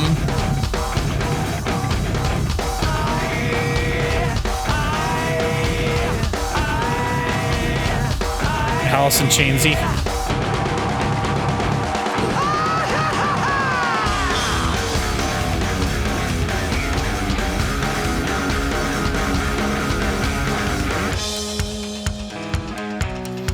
Did you hear that? Hear what? As this part was coming in, it was like there was another tone that was like that built up and stopped. I didn't notice it. Executioner 2. Projector, protector, rejector, infector. I like the way the vocals sound. I like the way they mix with them into the mix. I guess I do too. The whole thing is just so compressed though. Yeah, it really is. But it's not in the same way that Death Magnetic was. Drink from the cup of denial. Are those notes on the guitar? Are they just playing like are those just like Palm muted. dead strings or whatever? Yeah, it's palm muted. From the cup of denial. I'm judging the Tune low. The vocal thing? Guitars. That song rips too. Yeah, that was kind of a cool song. Or I do think that it was neat, but to me, it was more about the fact that I liked that mix better. The cymbals were way less egregious, I feel like, in that, which I feel helped me like it more. And also the little bit of extra. The bass is the thing that I think is probably other than the drums, the bass I think has the most disservice done to it because you just cannot hear any definition in it whatsoever. The bass? Yeah, the bass guitar. Like you really can't even. If it was not there, it wouldn't really even matter that much. Exactly. Which is not good. That's not good. So The bass had a lot. I feel like the bass had a huge part in that song. yeah, but were the bass frequencies coming from the bass guitar or were they coming from the guitars? I think they were coming from the bass. I guess That one part where all the bass frequencies go away and it's just the guitars and the snare and then the bass frequencies come back in. That part's really cool. I feel like there's a lot of bass, almost like strikes, like a bass transient, like doom, doom, doom, doom, doom. Doesn't just play in soft or anything. Yeah, I guess. I don't know. I don't know anything about playing the bass, so Yeah, I might be making no. it up. But You know what though? This is metal. hey, You know what? Honestly, Got your yeah. chalkboard. I would say that it is. There's fast drums. Because load and reload. Come on, they're not. They're not It's metal. fine. It's fine if you like them. No. I'm not saying you shouldn't. I Yeah, thought it they're was not okay, metal. but it's not metal. Right. no, certainly not. Right. 72 seasons. Question. Alloy, Plasmoid. It's plasmoid. I would definitely say 72 Seasons is metal, but I agree with you that Load and Reload really aren't for the most part. And then this is metal. There's like a rawness to this that I think definitely lends it to the like, But drums go fast in parts. yeah, they do. And then when drums go slow, it's heavy. yeah. And it's not rock beats. Yeah. I was just gonna say that I think that the back cover to this album is like definitely the most like hardcore awesome thing that Metallica's done artwork wise. I don't have a copy of it with me because this is the one I can't find. This is like the most expensive Metallica album. I actually have a copy of this album. Yeah, well, I can't get a copy that's like decently priced, so I keep looking on eBay. I'm sure I'll find one. When I say decently priced, I mean like less than $7. So, but How much is it worth? generally? If you're finding how much it costs. It's like $10, $12. Oh, okay. Is what you can find used copies from like Goodwill and stuff for like $7, but I try not to buy CDs from Goodwill online because you never know the quality of them. And it also they says haven't right been in there washed. they could be missing artwork and stuff. And I don't want that. I don't want missing artwork. But like these 2 CDs I bought, some of you might find this interesting. I bought these with no cases. It was just the discs, the 2 discs that are in each package. I was wondering why they were in the wrong kind of cases. Yeah, it's just the 2 discs that are in each package, and then the back artwork they're and the both front doubles. artwork. And I actually have a double disc one in here. Nice. Okay. But So did you get those jewel cases yourself? Put them in? I had them already here. I have like just a bunch of jewel cases sitting around as replacement Sure. cases, and I found one that was a double, like a 2-disc tray, and one that was The coolest thing, though, maybe, is that S&M is a promo copy. Yeah, it is a promo copy. And you would think the promo copies would be worth a little bit more, but so far from what I've seen on Discogs, adding my like 3,000 CDs on there, promo copies are not generally worth as That's cool that you have a Who cares Discogs if thing. they're worth more? It's I agree. cool. No, you're right. That's interesting. I agree 100%. There were less of those made than Did- there were of the non-promo copies. Yeah. Definitely true. Patrick, I've got a couple for your considerations of a few different Netflix shows. Did I get those from you? What do you mean? They're a special like square case, I think, with a disc for a couple of different Netflix like single episodes, maybe even. I'll have to look at them. No, again. It's been a long you time didn't get since I those looked from at 'em. me. I don't remember where I got them, but they are specifically like for Emmy consideration, I think, Oh, no. that they're to be watched. So just speaking of your promo version of that, I'll have to figure out what those are. Yeah, you'll have to look that up. That's actually really cool. I have not heard that or seen those before ever. So I'll put a picture up here. Do you remember what the back artwork is, Chris? Nope. I have a vague memory of it. You would remember it, I think, if you saw it. It's like horrifying. Oh, it's got let me. You look it up, Chris. I'll show Chris here, and then I'll put a picture up in the video, obviously. If you want, I can go get my copy. I think it's just right over there. That's all right. We can see it in HD on this side. Okay. Oh yeah, the face, the teeth, right? Yeah. Oh, maybe I do remember. It's like a horrific... And then there's the inside cop. The booklet's got. Wait, that that's crazy, not what I like- thought it was. This is a different version. That's a different colored version. Oh, that's cool though. Yeah. Which one are you That looking is at? The purple one. What? It's like a purple and it must have been a special deluxe edition or something. What do you show me? I want to see it. I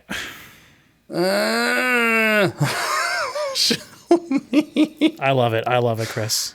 I will show you. Hold on. Because the booklet's got that angel thing on there, right? Though it's all tied up. Oh, I remember that. That's I Yeah, think what I that's- was thinking. That's the artwork for Saint Anger, the single. Oh, okay, yeah. Those are that's like the colorblind version or something. Someone turned on colorblind mode in the settings. Unless that's just a. No, that's not what I was thinking of though. I think it was like a bigger version of that guy with the teeth, like you're saying. Yeah. Okay. Let me look it up on Metallica. I don't know Wiki. about a bigger version. Like it was like a fuller body version of the thing, I thought. Crazy.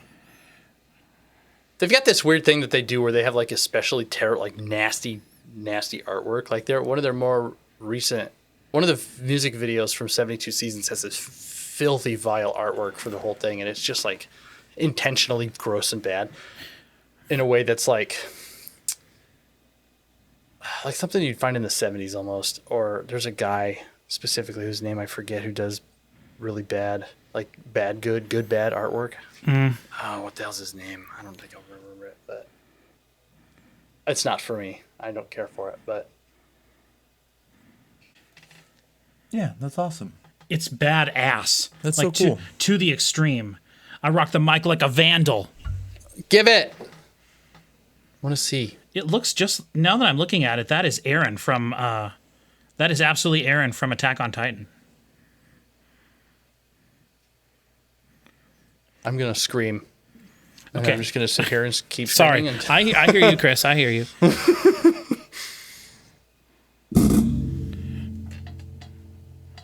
Oh, cool. So it's I like have seen that because I remember that necklace with the fist, and I'm trying to think of where it comes from. Right. I think it's if you no. Oh yeah, because it's a 2-disc package, and so when you unfold it, unfold it again. That's where you get the rest of the image. correct. Yes, that's what it is. The regular back is just this this Yeah, part. Okay, yeah. But what I'm saying is like, Oh, because it was Digipack release. yeah. So Metallica's artwork is generally like, if you think about, which we talked about, the Master of Puppets cover artwork is like classic, and I really like it. But that's a whole different style of artwork than that, like hyper gross, not gross exactly, but the hyper like that monster design is just so cool. It is super cool. And I don't know if I care necessarily for the front of it, the fist with the wire around, or whatever, the rope around it or whatever. Yeah. But I'm sure that is probably more of like a symbolic meaning rather than just being a cool image. But okay, sorry, we don't need to talk about that anymore. We can go on. Are you good? Sweet. Yes, I'm Yep. I'm good. Well, you can look stuff up over. Okay, Invisible Kid. So this song dropped. This album's 2003. Okay. We're right deep in the middle of high school. It's a very depressing time for some of us. Yes. And there's a lot of songs on this album that hit real good, just right at the time for me, and this is one of them. One of them. Okay. All right. Oh, also that weird vocal part in that last track. Did not care for that. The like. I part. liked Yeah. it. I didn't care for that. I love how much you are liking this album. I never would have imagined. I It love is it. very- I'm super into this. You know what it is? We didn't talk about this beforehand, but Chris forgot his headphones, and so I just have to give him a pair that he has. This is the first time he's heard it with good headphones, Oh probably. my God. And those are not good headphones. They are not good headphones, but But but they're- the songs are good. I agree. There's like Yeah. The songs are good, and it's metal. there's like a ferocity to it. Yes. There's like an energy to Part it, of it.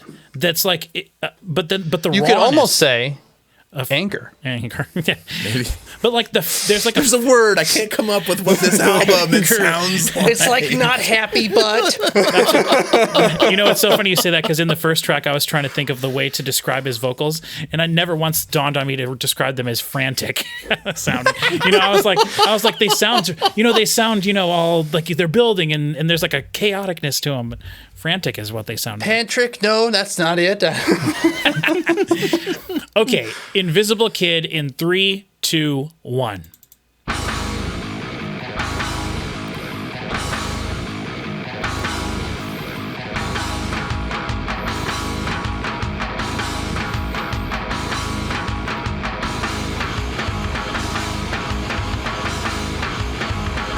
Like, is there a kick? Not in this part. There is. I mean, in it's there, but like It's like 100 so lame. and lower. It'll change completely during the next section of the song, I'm sure. Right there, you mean? Yeah. Now it's like all headed. Yeah, what the hell?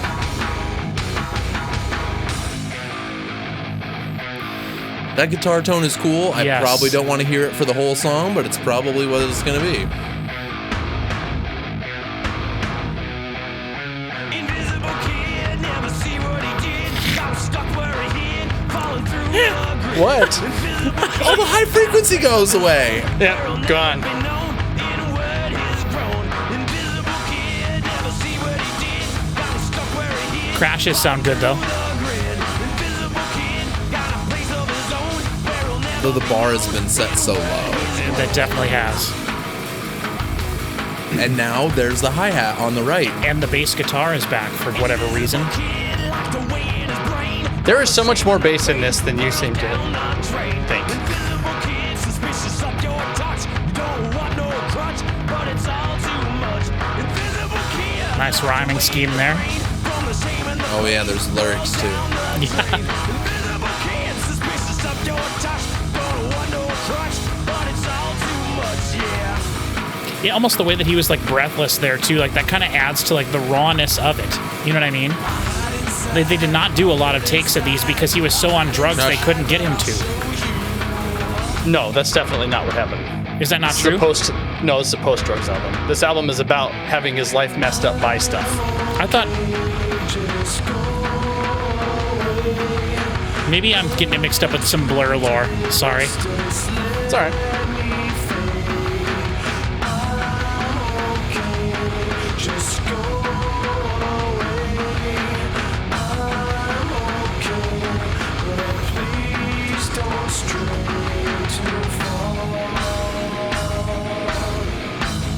This is a corn riff. Open your heart, I'm beating right here. Open your mind, I'm beating right here. Open your heart, I'm beating right here. Open your mind, I'm beating right here.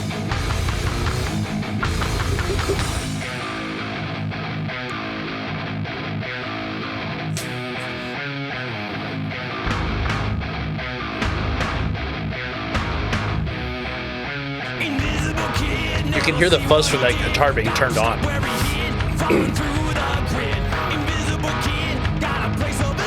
This part just Sounds sounds really awful. bad. It's terrible. Yeah. And I mean, It's the I kick guess what drum. they're trying to, like, they make it sound bad and then they add some more dynamics and some more frequency range in and it gets a little better, but, like, I don't know. It's too much.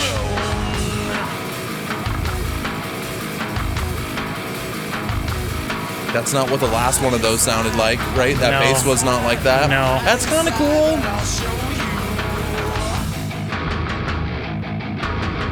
I like how they put the snare all the way over to the right when they do that part. Like, that's cool, and the snare is different than it is in other parts of the Yeah, song. yeah.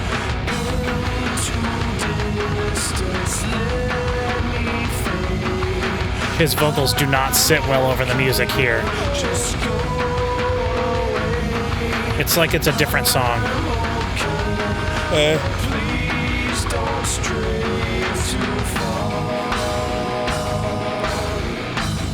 Oh my god, I just noticed this song is 8 minutes and 30 seconds. Yes, sir.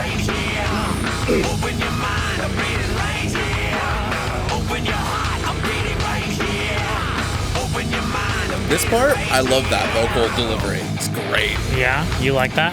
Singing with his teeth like this. Love it.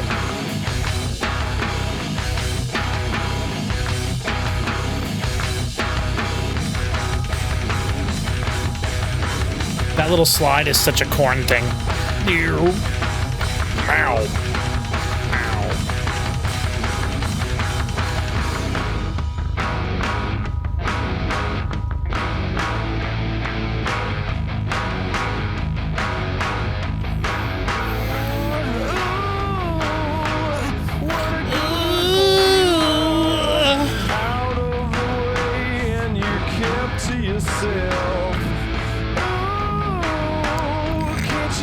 Love it. Lean into it. Love it. Lean into it.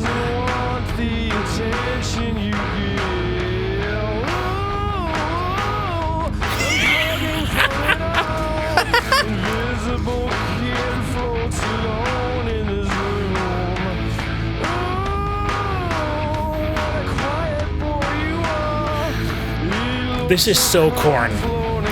And he's probably complaining about his mom too and stuff, you know? So it's like there's some kick in the song.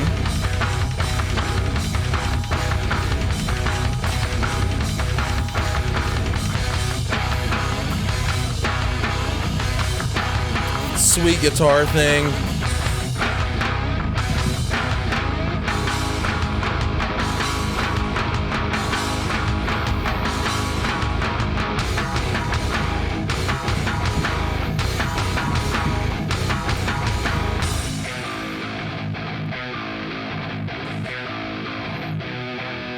Invisible kid locked away in his brain from the shame and the pain whirled down the drain. Invisible kid suspicious of your touch. And now it's the same thing, but it sounds good. I agree. I mean, not good, but I mean, better than it did Better earlier than in the before. song. What the hell is it up with that? boy, they worked hard on this. That is so strange. It's strange though. is That's weird. the thing that kills me because it's like it's all intentional.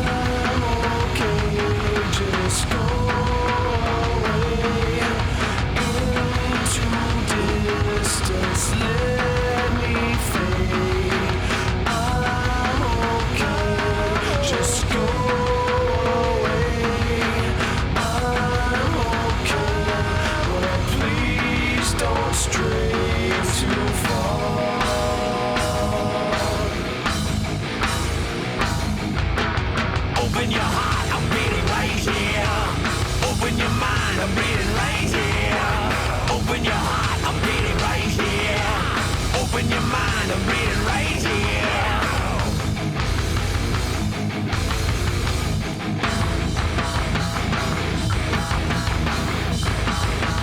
Whoa.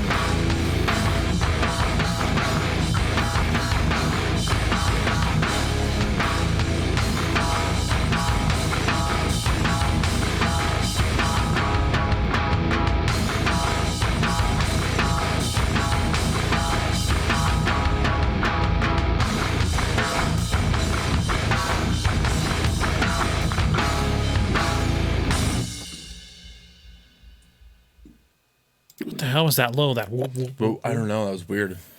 It sounds like sounds coming from inside your own head. It's the strangest thing. The whole album is just so strange. I don't know how to feel about it. Because my thing is always like, if it sounds bad, I don't care how well the songs are written, right? Like, to me, it has to sound good first. See, maybe we just had to listen to all this. Yeah, I mean, that's where you're... But this, that's I'm enjoying this, and it doesn't clear, like, objectively doesn't sound good. But there's like things about it that are like charming because it's like, how, you know? And like we keep saying, like, it's very obvious that there was a lot of work put into this.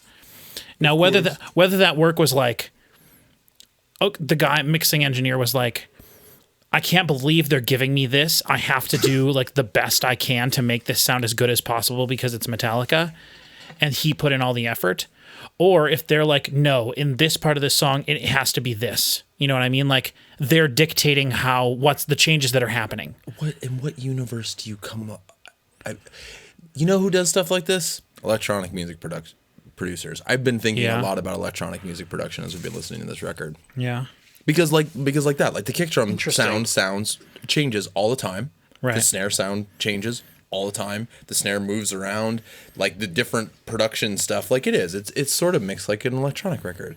Mm-hmm. Right? You go watch on your Instagram reels on how to produce electronic music. Put in a new production element every 4 measures, or whatever the hell they say. Every 8 bars.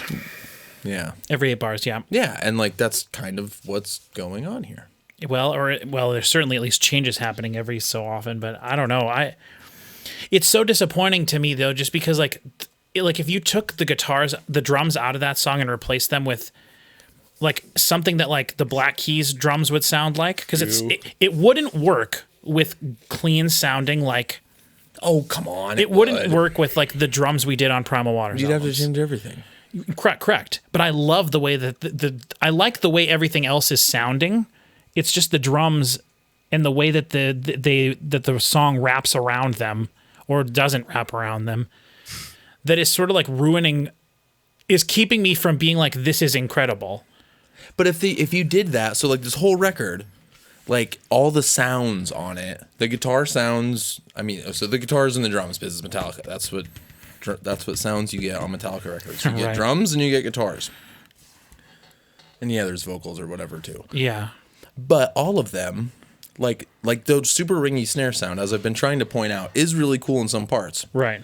So it's like they had the sounds that were weird that you should have just put like in a bridge. Yes.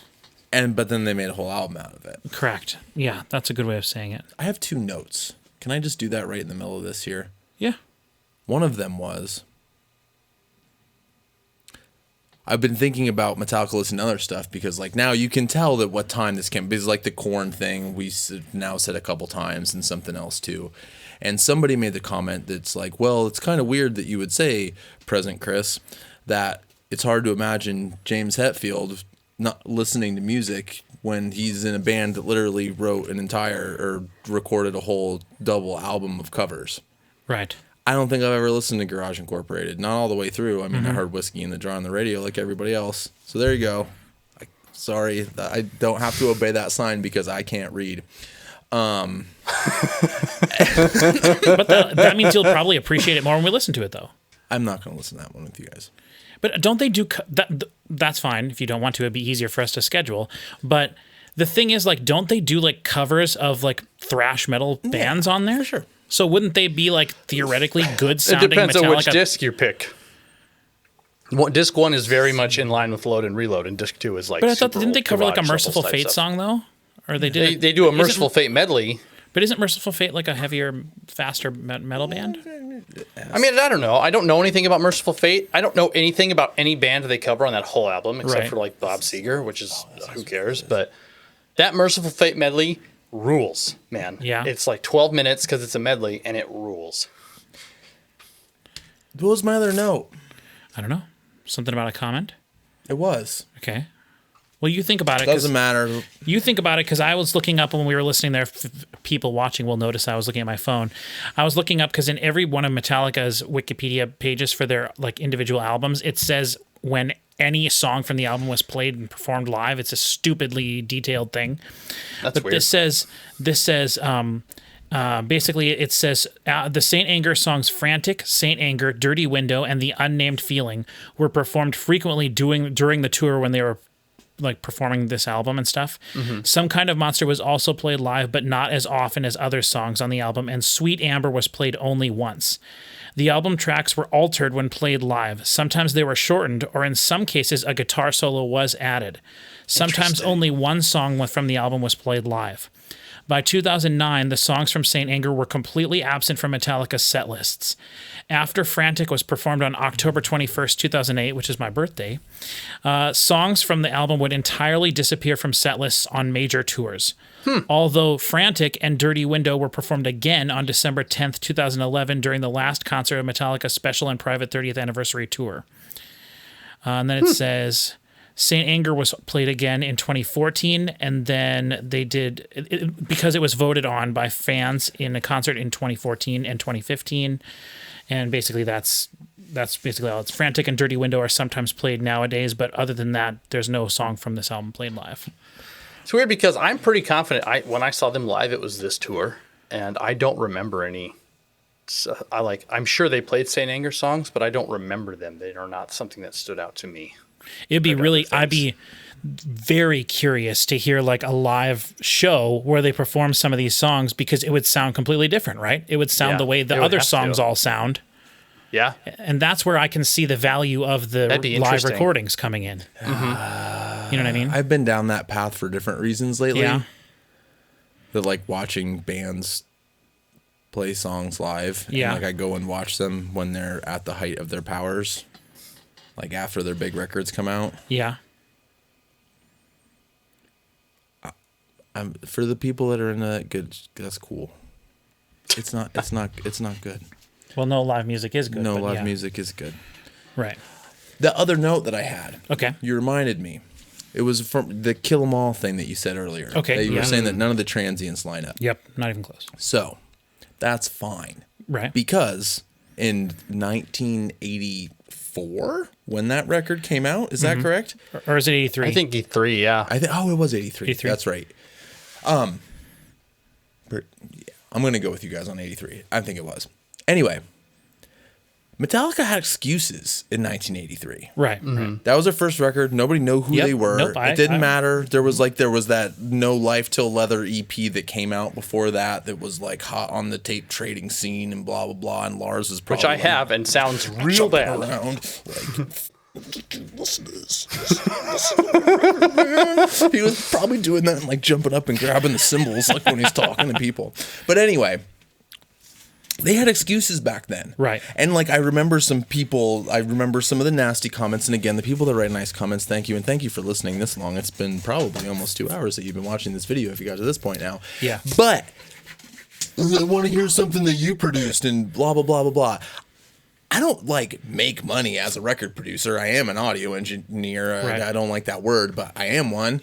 And I've made my entire living throughout my whole life doing audio stuff and making money with it. But like Metallica has no excuses. Right. Since the Black Album for sure, and probably before, like probably since yeah. Master Puppets, really. That they have all the money in the world, they have all the time in the world, they can hire the best people to go do stuff. And so when they turn out something that sounds bad, It's intentional. it's intentional or it's inexcusable. Correct.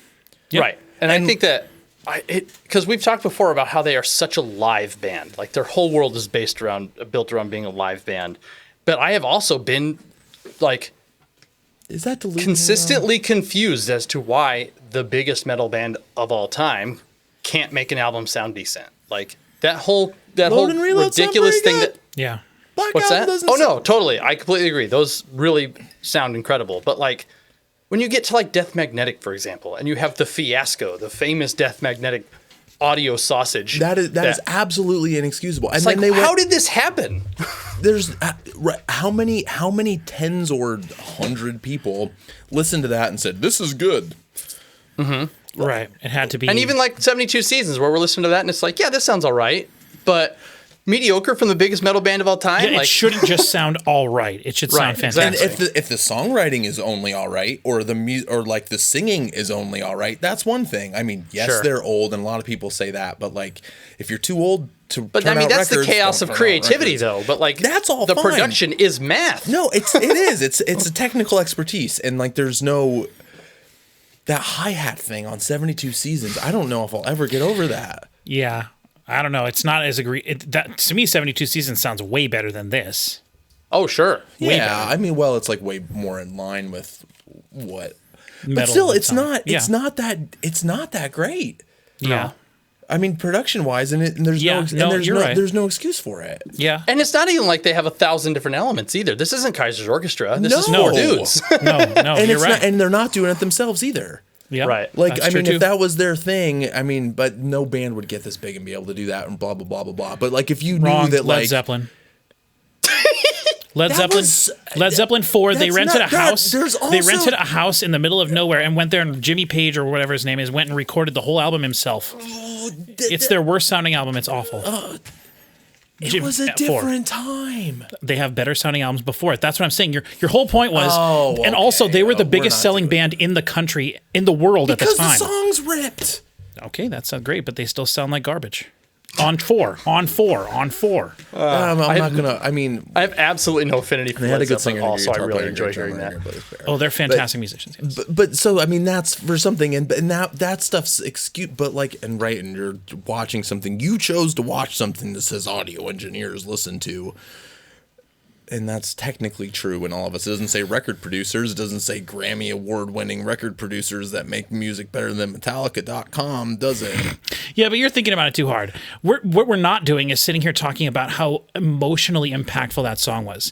And how it really resonated with me personally because of my personal life story. Chris Parker does do that sometimes, though.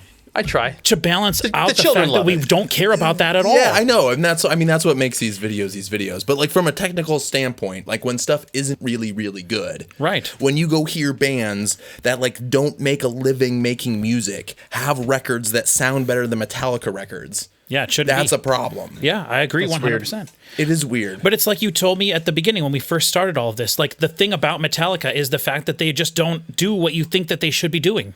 And that does. And they keep you. How did you describe it? They just lay a hot turd or whatever. Yeah, I think Every now and then they just lay a hot turd, and it's like, yes, that's what it seems to be. That's what I thought this record was, though, and it's great. Other than the production is a hot Right, turd. right. So it's Kind like of. I don't know. It's That's- interesting, but I shouldn't be that interested in the production. Let me hear the songs. Let me hear the guitar playing. See, I just want to hear. I want to hear an aggressive, fast album with production that's as good. I'm not saying the same kind of production. That's as good as Load and Reload. That's what I want. And the thing is, I don't know if we're going to get that because of the debacle with Death Magnetic. Though we're going to listen to the best version of that, and then I don't know at all what I think the Hardwired closest sounds you'll like. get is Hardwired because it doesn't have any. There aren't any real complaints about how Hardwired sounds, and it's Yeah. a great album. And I mean, I haven't like went and studied Death Magnetic again, but But the thing is it sounds fine. Is Right? Hardwired a metal album? Because like I know Death Magnetic people, I think so. Death Magnetic, they were like, we are going to intentionally make music that sounds like the music we used to make when people loved us or whatever. Even though that's a ridiculous thing to say, but like they intentionally were like, no, we have to make a old thrash metal album or whatever. I don't know. I haven't heard a single song from it. But then to think that Hardwired came after that, were they still doing that or did they do something different? And then 72 Seasons is the one I've heard that came after that. And if I think Hardwired is definitely a progression of Death Magnetic. That okay. I was gonna say that, but like to me, Hardwired seemed like it was Death Magnetic Part 2. Okay. But like, It I is. like I might That makes me completely- excited. I might completely change my opinion about that when we like listen to them in close proximity. I mean, that makes me excited. I'm excited to hear that. So let's get there eventually by finishing this Onward. Let's finish this album. Okay, My World. Ready, Chris? Yep. 3, 2, 1.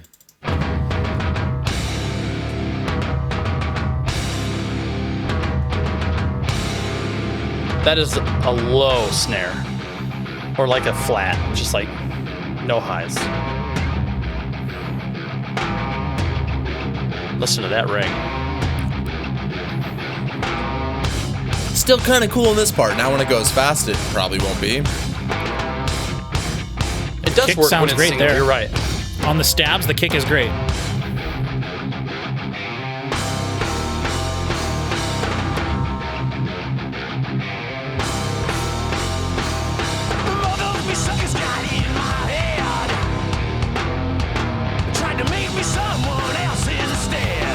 It's like they're messing with us. It is. It's like they're messing with us.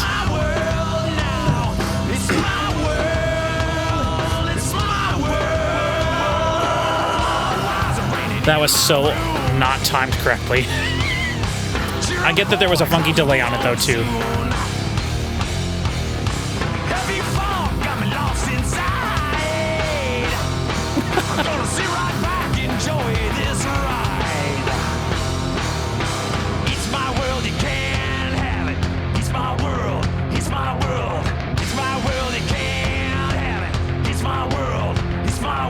Okay, that timing bothered me. It did? That tom's hard right in the room over there. Yeah, I think that was the one. Ah, yeah.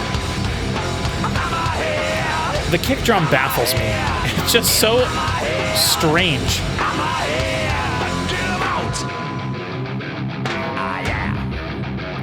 Is that a guitar?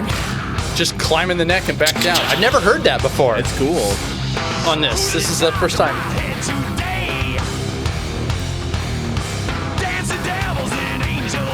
Like right This now, sounds the great. kick is fine. But why the hell didn't it sound like that on verse 1?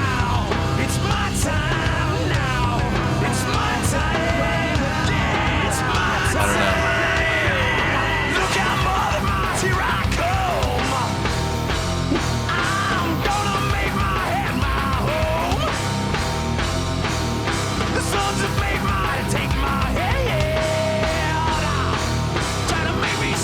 I kind of wish there would be some solos on this. You know, they got really cool riffs that you could solo over, you know? What is this tom all the way over here? It's so odd. I think there's just, It's like someone's hitting a balloon. it is weird. He's going, and then the kick sounds fine here.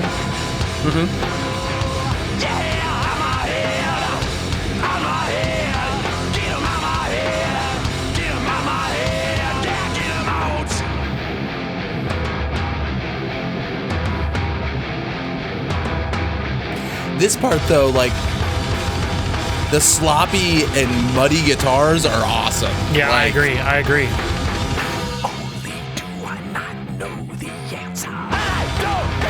That's pretty It's cool. all you have to do once That's the whole cool. thing sounds like this. James, get close to the mic and kind of whisper, and it's gonna be awesome. Yeah, Like, apparently. yep.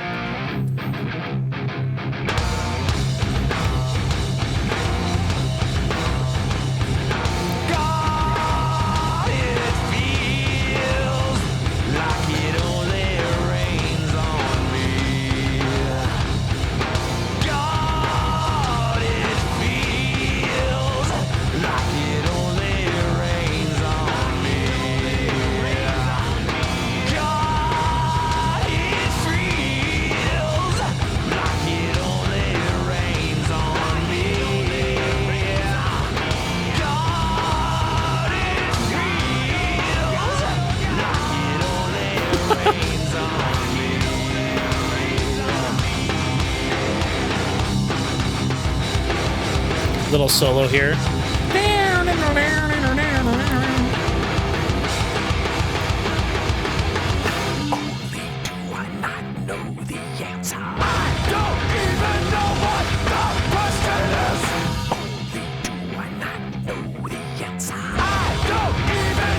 This back and forth reminds me of something very specific, but I can't put my place it. finger on what it is.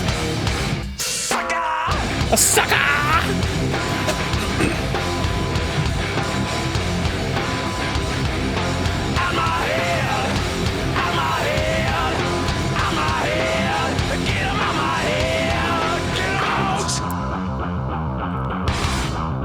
Bass guitar. Who knew? That's a sweet riff. It could be so heavy. It could be so heavy, but it's just not. What they're doing is heavy, but it doesn't sound that way.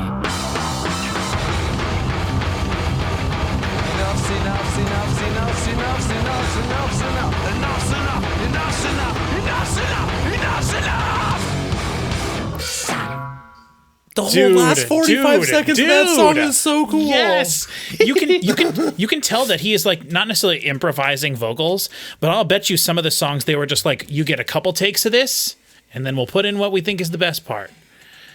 It's so much different than how he does vocals on any other album, I think. I like them. I like the vocals. Yeah, I'm not complaining. I like the vocals. It, like I said though, like this. Damn it all, Metallica, they're pissing me off. They really are. They're pissing me off. This is and it's great, like, man. why can't This you is just so good. why can't you just be straightforward sometimes? But they create all these issues. I don't know. I liked it. I love it. I like Love that it, one man. too. I like that one too. They only did the sort of chorusy part, I think, twice in that one, and then they did kind of change up the song towards the end there, which was a little bit more reminiscent of the earlier stuff. Oh yeah, there's not really a chorus. There wasn't, but they repeated that part where he swore a bunch at the beginning of it. I can't remember what they were That's saying. weird but, to like, hear James Hetfield say, Mr. Black. Yeah, and he's been doing that. He's been doing that a lot. There This you album. He have to swears bleep more that on this one, album than I don't the have other, to think. believe that one though. It's pretty obvious what you said. I mean, I listen to a lot of music that says that word a lot, Right. And I like that word. I use it all the time. You definitely But it's really weird to hear James, James. Hetfield Yeah, sing yeah. it in a song. I like it. And it means more because he's saying it now. I again, like I don't have a problem with the swearing. I just want to make sure that anybody can watch my channel at any point, and I don't think it needs to be in there. And I have the skills to edit it out. Not that difficult. It's not that difficult for me. So, let's just go to the next song. Shoot Me Again. Black. Just do the whole time. Mr. Black.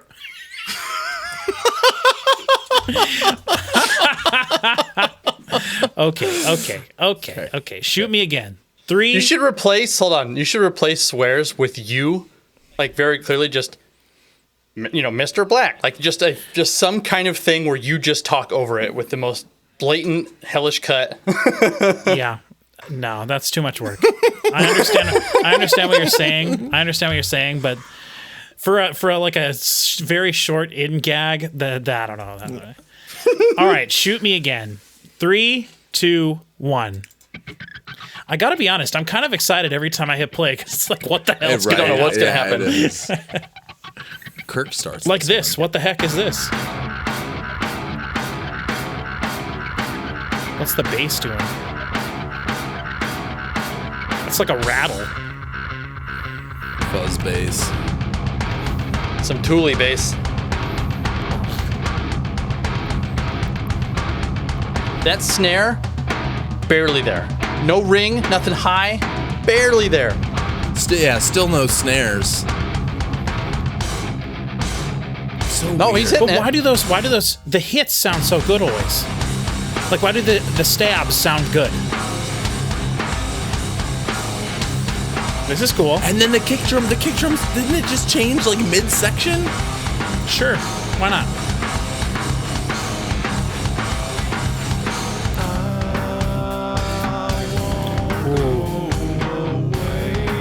Dude, this is Korn. That was a Korn. Interesting. Some Chains vocals. Oh, the vocals. You're right. Yes. That guitar on the left is Korn riff. Dude, this sounds good. This is the best sounding song on the album so far. I think a lot of it for me is the kick drum, and I just wish it would be consistent. Cymbals actually sound like cymbals. Yes. Because he's playing them more. He's actually like being dynamic with what he's playing. Shoot me again, I ain't ain't dead yet. If this is the chorus, And I ain't dead yet. let's go. Shoot me again, I ain't dead yet. Do this 5 times in the song. This is cool. Shoot me again, I ain't dead yet. Come on, shoot me again, shoot me again, shoot me again, shoot me again. Come on, shoot me again, shoot me again, shoot me again, shoot me again. Come on, all the shots I take, spit back at you. All the shots you fake, Bum, bum, bum, bum. back to haunt you. All the shots, all the shots, all the shots. Little sibilance there in his. I love that when they you could right. What difference did It's the dryness, you know. all the shots I take Dude, what a different riff for them. at you? This is like a Power Man 5000 riff. And now back to Korn. But the kick has been consistent the whole time. And the drum, the snare too. Dude, I cannot wait till they go back to that section again. That was the most badass thing. I loved it. It's coming. Oh, yes. Don't you worry. Give it to me. Because that was getting dangerously close to talking, but because it worked so well with the music. I wasn't sure if you were gonna hate it or not. No. First impression, that was badass. Shoot, man. Dude, that almost sounded like some wiki in the background, but it was vocals. Almost. It is almost asking for wiki. A little isn't wiki. it? Dude, yes, get some Fred Durst on this track. Kid Rock. Shoot me again, I ain't dead yet. Dude, that is so cool. Shoot me again, I ain't dead yet. Yeah, shoot me again. Dude, we gotta listen to this song when we do the other thing. Oh yeah. This song and some kind of monster. Say shoot me again, shoot me again. Come on, shoot me again, shoot me again. Come on, shoot me again, shoot me again, shoot me again, shoot me again. Yeah, all the shots I take, spit back at you. You know what? The guitar on this song actually reminds me a lot of a Head PE album. Their guitars Oh, sound very interesting. much like this, but I know you guys probably aren't very familiar with them. Not enough to know. All the shots, all the shots. Do the pauses, yes. All the shots I take. Hey, what difference did I make? Why can't the whole album be mixed like this? All the shots I I don't think that would improve it very much. Well, it'd be more consistent though. But maybe it wouldn't be as interesting. I don't know.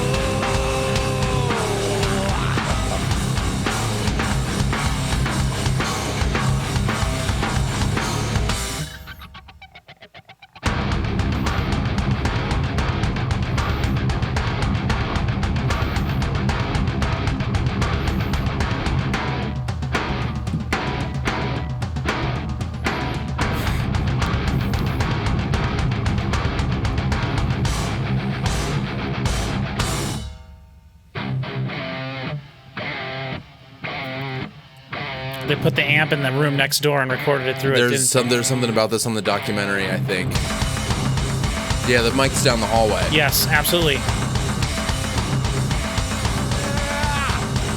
bite my tongue, trying not to shoot back. That's cool. No compromise. What? Are they just playing open chord there or something?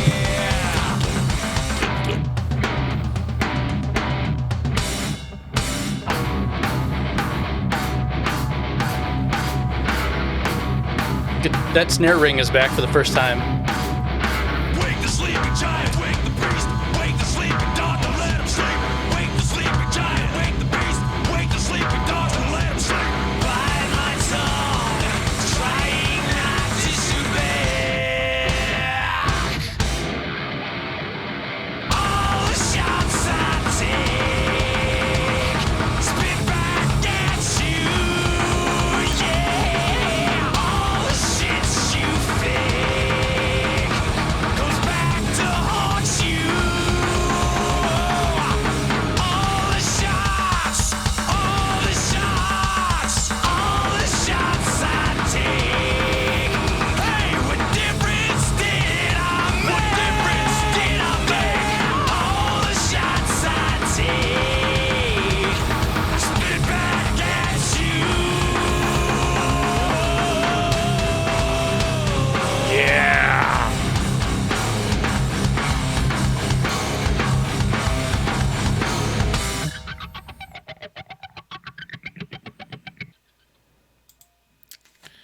Dude, best song on the album. I don't know. That was pretty cool. It is pretty cool. I liked a lot of that. I want to know about the thing with the mics down the hall that and then you hear that really far away level repeat, almost like a delay. You could tell it was far away. I mean, that's just what it sounded like. Yeah. So you had said that it was something that they talked about in the documentary. I'm pretty sure that I watched that thing when it came out. Was it on VH1? Like, I'm sure I watched it on VH1. I even think I probably know where I was sitting when I watched that. But I thought that they talked about that. I don't remember.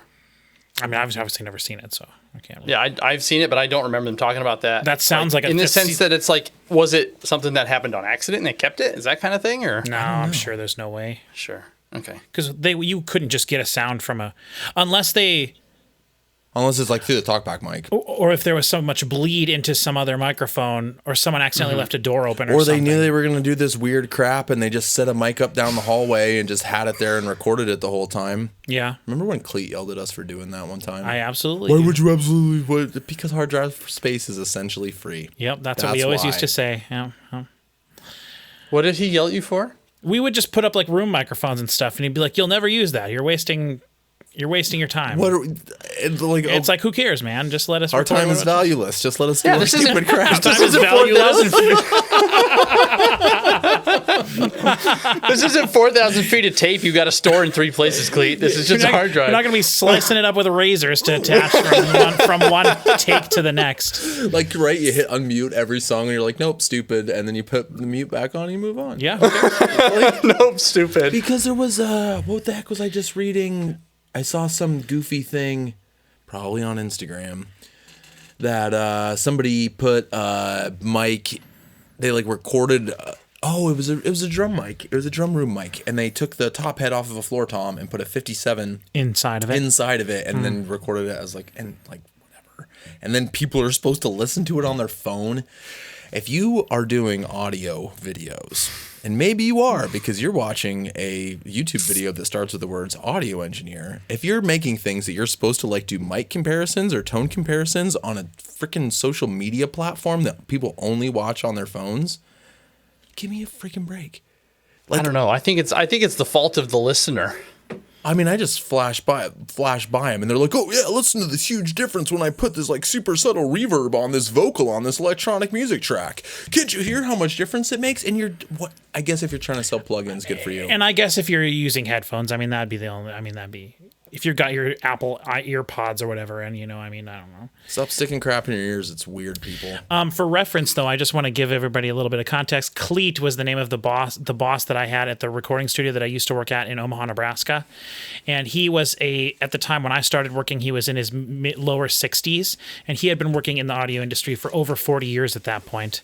And he had come up through the industry doing things very old school way, and that's how he still did everything. And so when we would try, the man had platinum plaques on his wall, though. He did absolutely have platinum selling record, 100%. He worked on all the Mannheim Steamroller stuff, and anything from American Gramophone for quite a long time. He did some mastering and different things on it. So, and he was also in the Young Americans. Oh, I didn't know that. As a performer. Yep. Wow. Yep. So was my sister. Really? Mm-hmm. That's interesting. Cleet was there, and then the year that they made a movie, because they made a movie about, do you know what the Young Americans are, Chris? No. They were like a youth group, not a youth group. They were a group of young singers who would like a choir, and they were based in California. Kitty. Oh my! This will gain us so many views. Look, people, look at his cat. Kitty. Look at his cat. Hashtag the only thing we need is some cat. cleavage, and we got a real YouTube channel going here. What's the cat's name? Wheezy. Wheezy? Mm-hmm. Like Wheezy Jefferson. Wheezy Jefferson. I'm so glad that your cat was in the room and you got to show that. I'm going to absolutely clip this out and make it a short. And people are going to be like, meet the animals behind the audio engineers. I thought about bringing my dog today. Don't ever bring your dog to my house. Don't ever. They hate animals. Meet the audio engineer who's. I love animals, like when they're in like a bun or whatever. That's the best place for an animal. Certainly not inside of a human's house.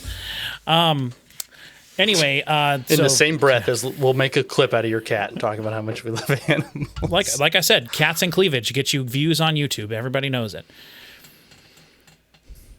You guys don't think that's funny at all? I think that's pretty funny. I guess I watch a lot of different kind of YouTube I mean, I don't know. videos It was that funny you the first guys- time. It was funny the first time. But nobody even don't know laughed if the it- first time, so I had to say it again. Smiled.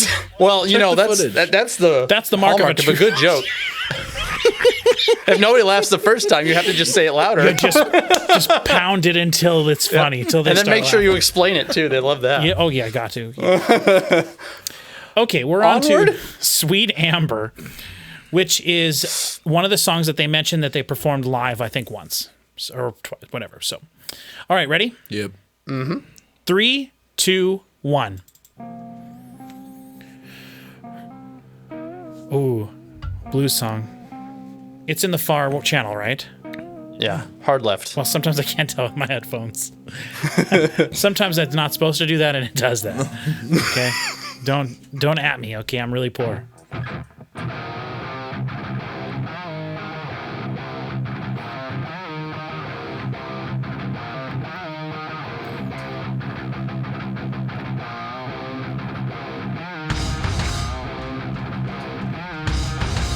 See, there's more of that. Far away That stuff. sounds like more of the, drums. that same mic. Yeah, with the drums sound.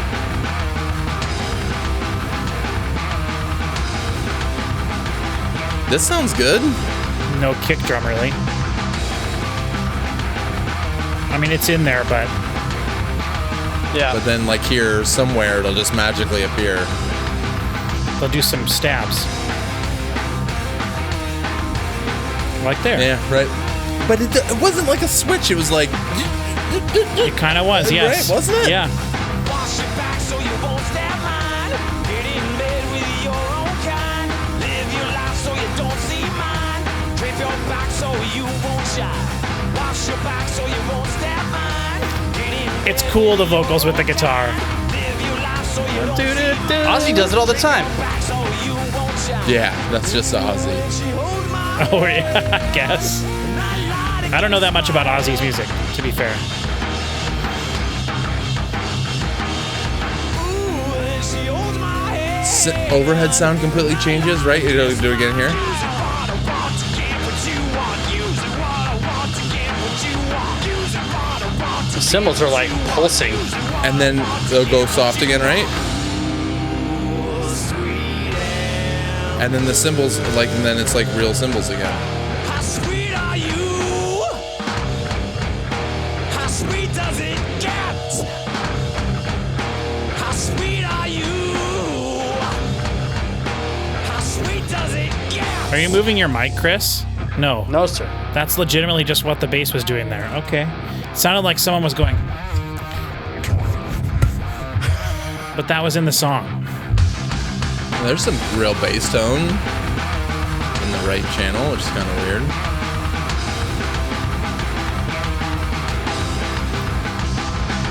Lisa Rabbit bends a stick. She rolls me over till I'm sick. She deals in habits, deals in pain. I run away, but I'm back again. Chase the rabbit, bends the stick. She rolls me over till I'm sick. She deals in habits, deals in pain. I run away, but I'm back again. Then she holds my hand. I love that guitar. Just smile. Whammy. When did the first White Stripes album come out? Late 90s? Get a smile. 05. No. It was before 05. Are you going to look it up? Sure. Trying to see if you can reference it or not. I'll reference whatever I damn well want. I just was curious if, like, one of those guys heard the way they mixed their albums and was like, oh, let's... White Blood Cells was 2001. There was one before that in 2000. Okay. Then Elephant, which was the good one, was Yeah. in 2003. Yeah. This was 2003? This was 2003.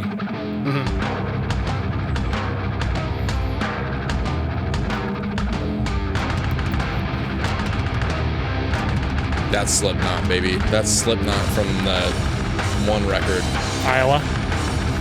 probably. Or Duality. No, Iowa.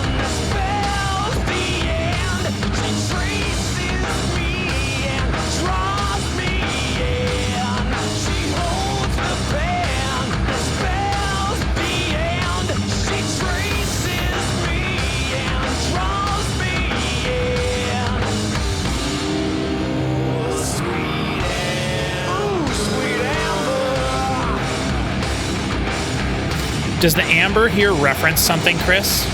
Does the amber Yes, mean? but I don't. Well, I don't remember what. Look it up. Do your song meaning thing. Use your AI bot. Sweet amber, how sweet are you? Ooh, how sweet does it get? How sweet are you? How sweet does it get?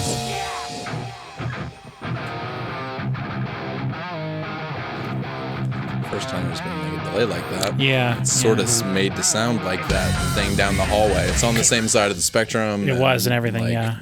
Wait, is that the end of that song? Yep. Okay, all right, hold on. Okay, I did not care for that song as much at all.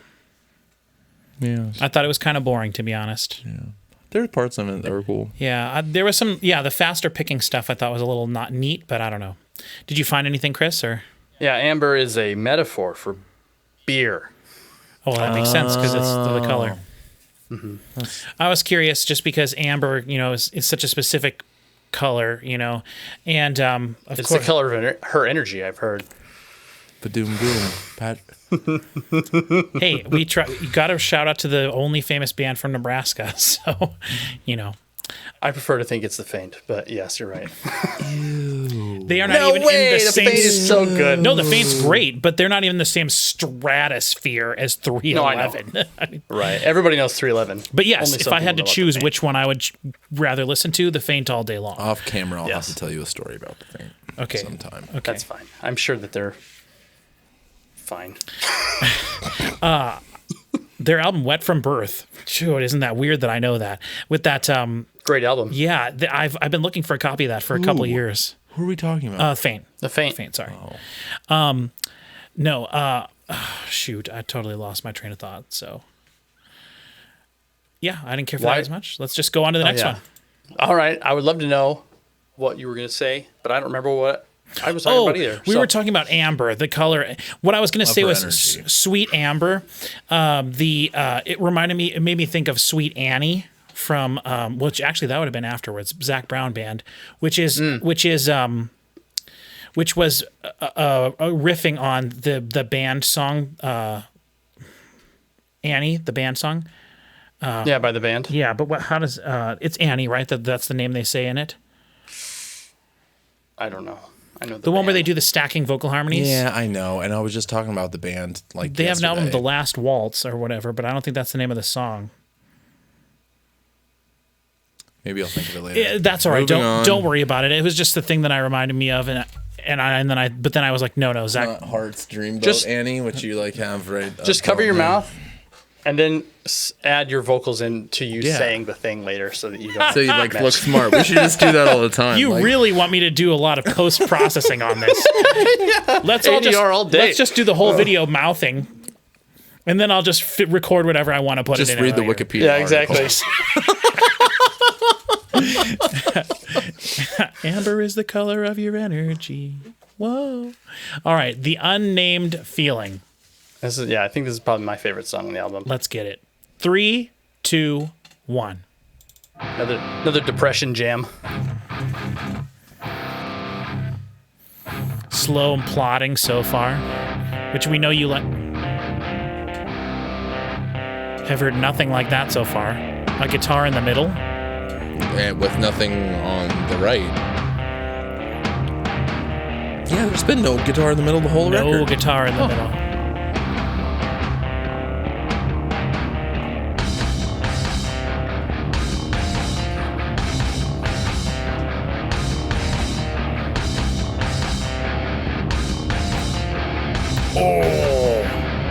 Oh, that slide.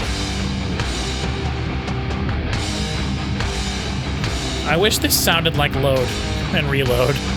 Maybe that's just Yeah. what I want.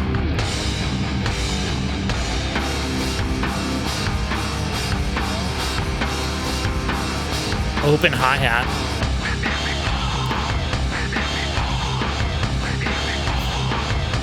Every song, they're just like, what the hell can we do Right. now? What's he saying? Been here before. It's cool. Been here before, couldn't say I liked it. When do I start writing all this down? Dude, the lack of a kick just kills me. My world, can't you help me be uncrazy? I've never heard an album mixed this way. The cold air, take the chill off of my life. And if I could, I'd turn my eyes to look inside to see what's coming. It comes alive, it comes alive, it comes alive. I die a little more. It comes alive, it comes alive, it comes alive. Each moment here, I die a little more. Bleep that. I die a little more. The unnamed feeling, it comes. Room sound on the drums, which is new. Yeah. Then the unnamed feeling takes me away. Oh. I like that.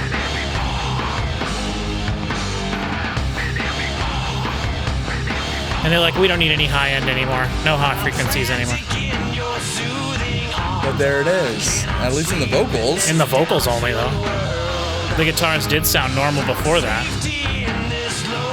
God, it's the strangest thing. This is the strangest It is really album. weird. It's the strangest album. Cross my heart, hope not to die. Swallow evil, ride the sky. Hold on. Maybe there should be an R, and it should be Stranger It'll be here soon. Things, which is what made Metallica famous. That is true. This is foreshadowing.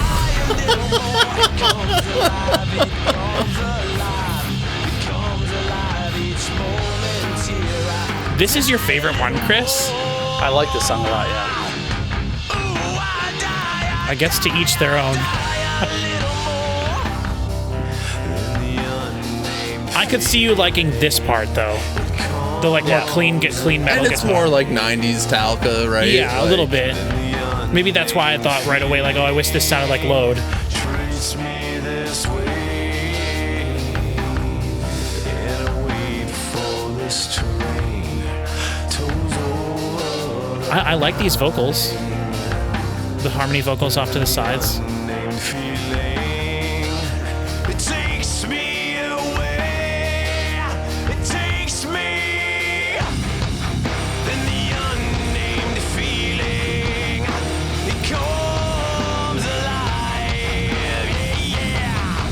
Then the unnamed feeling takes me away. Yeah, it takes me away.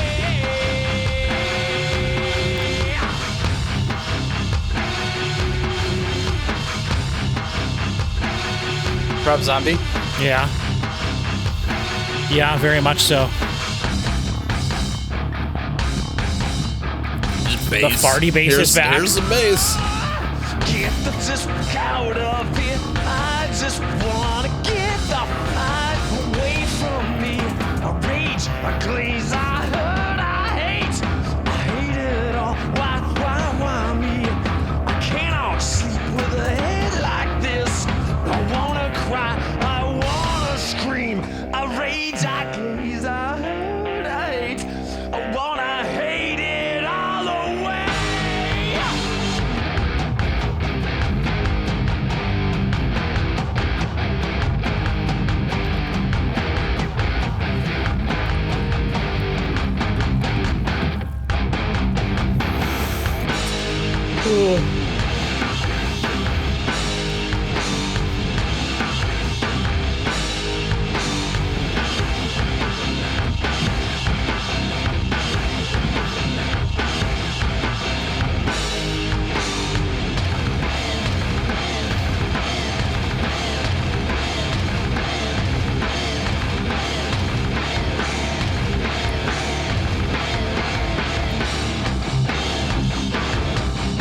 It's your solo. then the unnamed feeling comes It was something. I don't know if it was a solo, but then the unnamed feeling treats me this way. Then I wait for this train. My toes roll the line. Yeah. Then the unnamed feeling takes me away. Yeah, it takes me away. Feeling it comes alive. Then the unnamed feeling takes me away.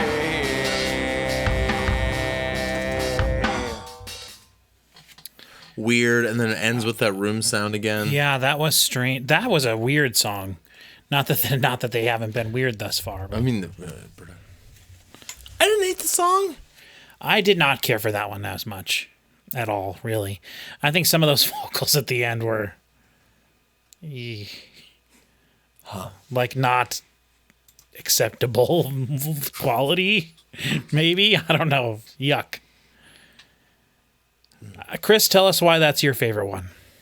I don't know. I think I'm really a big fan of the content of the song more than the song itself, Okay. musically and production wise. But Okay. yeah, I don't know. It's just it fits the. There's a lot of other Metallica songs that are in that slower kind of almost dreamlike style that I really like. Like Outlaw the, Torn and yeah, World Wild Things Are, Bleeding Me, stuff like that. yep. Yeah, I think it falls into that. That's the Saint Anger version of that style. It's from them, definitely I the think. closest we've gotten to anything like that, so I can absolutely Mm-hmm. understand that. Because I was going to ask you too, like I was expecting because I knew there was no solos on this album, I was expecting it to feel a lot more sort of meandery, like the songs that you enjoy from Load and Reload so much. Yeah. But that is not the vibe we're getting at all.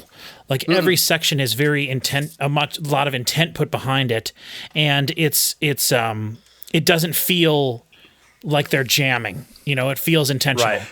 Oh, Or do you think boy, I was gonna say the opposite thing. that it does feel more like they're jamming? Some of these parts. For a second, you get a little bit of that, like, what I usually call like high school flavor. But like, I know that there's a whole movie made about how they were having a bad time when they were making this record. But like, some of the parts sound like it sounds like it's fun to do. You're right. Like some of it, Yeah. I'm like, I'm not really sure if this is good or not, but like if I was doing this with my friends, I think I would have fun. Like that was it in oh god, I don't even know what song we're listening to anymore. The like the higher notes wah thing on that this Kirk album. was doing. Yeah, was it in Oh, this song? yeah, that was the song I liked. That was "Shoot Me Again." That was "Shoot Me No, Again." was it? But that was Just it was another song too. Oh, there wasn't an earlier one too, but But anyway, but like that kind of stuff, like I'm like, oh well, that was probably just like, I don't know if it's particularly like it's not like expertly played and it's not like a really Right. intricate part that like cuts or something, but like, oh, like if you guys are just jamming, the parts maybe don't, but like some of the performance, like some of the sounds, definitely to me the vocals feel like very jammed out. Like yeah, just very much like taking a phrase and like repeating it a whole bunch of times. And there was one time during this song where he did the phrasing of what he was saying was so amateuristic sounding to me that I was like, that just does not. No, it sounds like he was just like, okay, I have a rough idea for what I want to sing, and I'll just try it. And then they just left the take in there, yeah, I would agree. which is how you jam with the vocals. You know what I mean? So like, and maybe I even read that and I don't remember it, but like about them just like having, I kind of do remember reading something about James not doing very many vocal takes. Not just like trying to get the same thing, like trying to record things over and over and over until they were perfect. Obviously, they're not doing that here, but just like going in, getting it recorded, and calling it good. But then like, whoever mixed it and edited it, like I was not expecting that at all. Like how much production work is in this, because like it changes constant. But Yes, no, you're right. And this is. Who made I will that say too. decision? This is This is the last album what they did with Bob Rock after working on him since Black. So I wonder what the relationship is, if any, between that element of this and the fact that they didn't work with him anymore after this. Maybe. Oh, but I wonder who made the decision to, like Patrick was asking earlier, like, who came up with the idea of like, this just needs to change constantly, like the sounds need to change and sort of drastically, like all the time, which is so unconventional for this. Electronic music, you're right, but any kind of rock music, it is so unconventional. The way that they're doing it. Yeah. Because there was another one of, what was it, Ride the Lightning? You're right, where you were like, I can't believe how much production stuff is on how this. much production tricks are Right, on but here. in that case, you were talking about like, something flew across the screen or something. Not the guitar sounds completely different during the verse than the chorus than the and all the high frequency just goes away. Yeah, and all the high frequency just goes away. All right, we're on the penultimate track here, and I'm excited to hear the last track just because Metallica final tracks are always so like either epic, Wild cards, epic, or they're the big long instrumental song. Like who knows what we're gonna get? But first we got to get through. It says Purity, right? Purify. Sorry, it's too far away for me to read. Purify in 3, 2, 1. And this is the shortest song, so it should be the fastest one. That bass. You can hear the kick as its own element.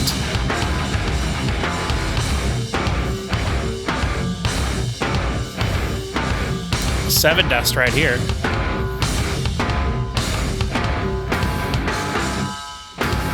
that ring. It's like a second and a half.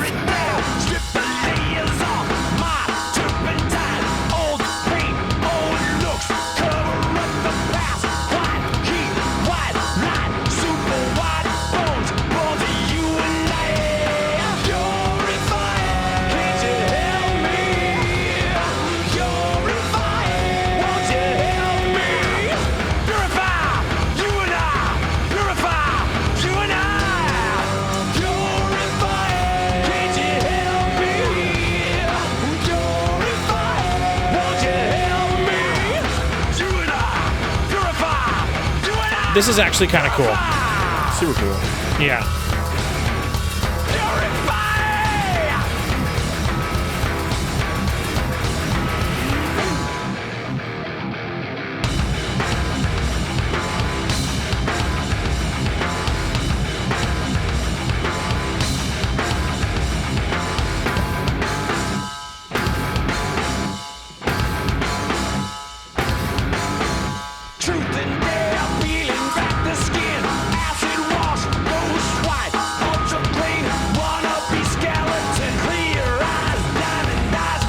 It's so weird when the background or the overdub vocals have more highs in them than the lead vocal.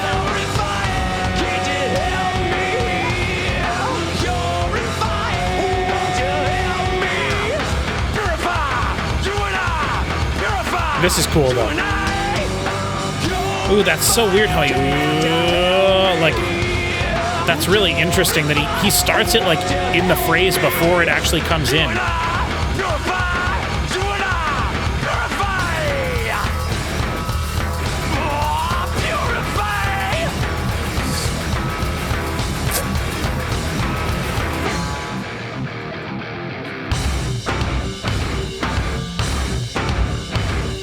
So far, they just repeated the same parts like twice now, which is kind of a little different. I get kind of, oh, here's something different.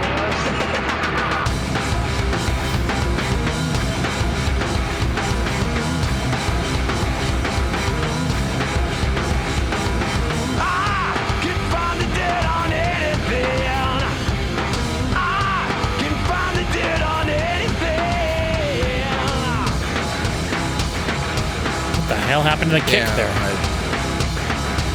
They had to change it.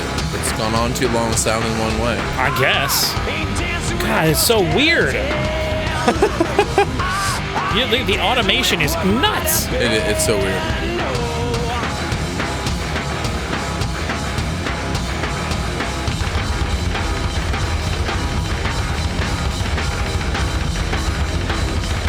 Just sloppy ass drums.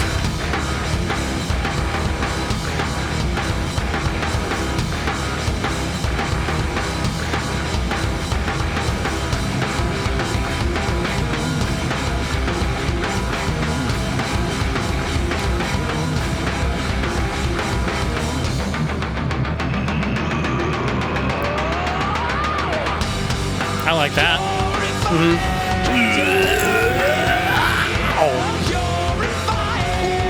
I want to get one more. Purify.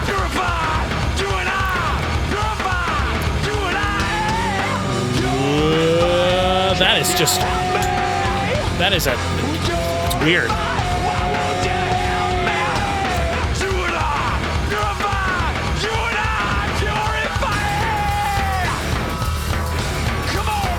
Hi-hat.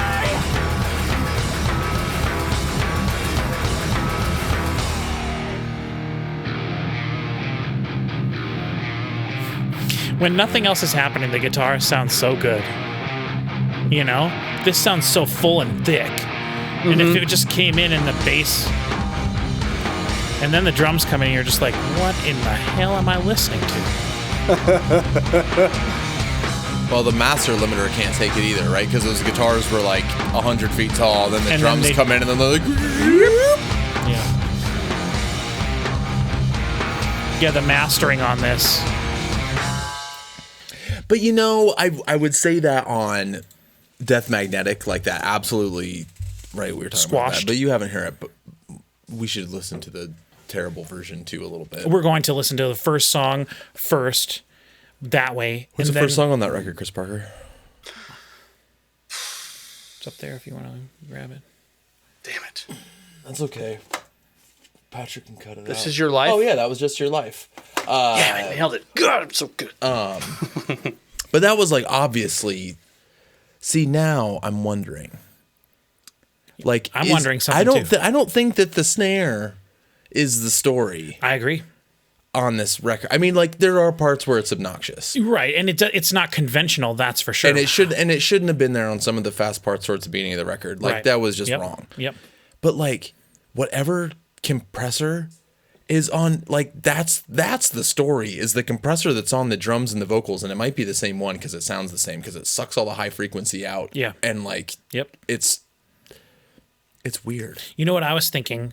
It's something you've talked to me about before because.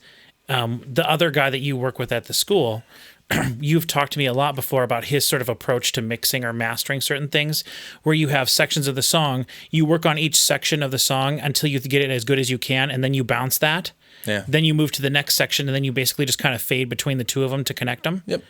Do you think that a technique similar to that is being used here?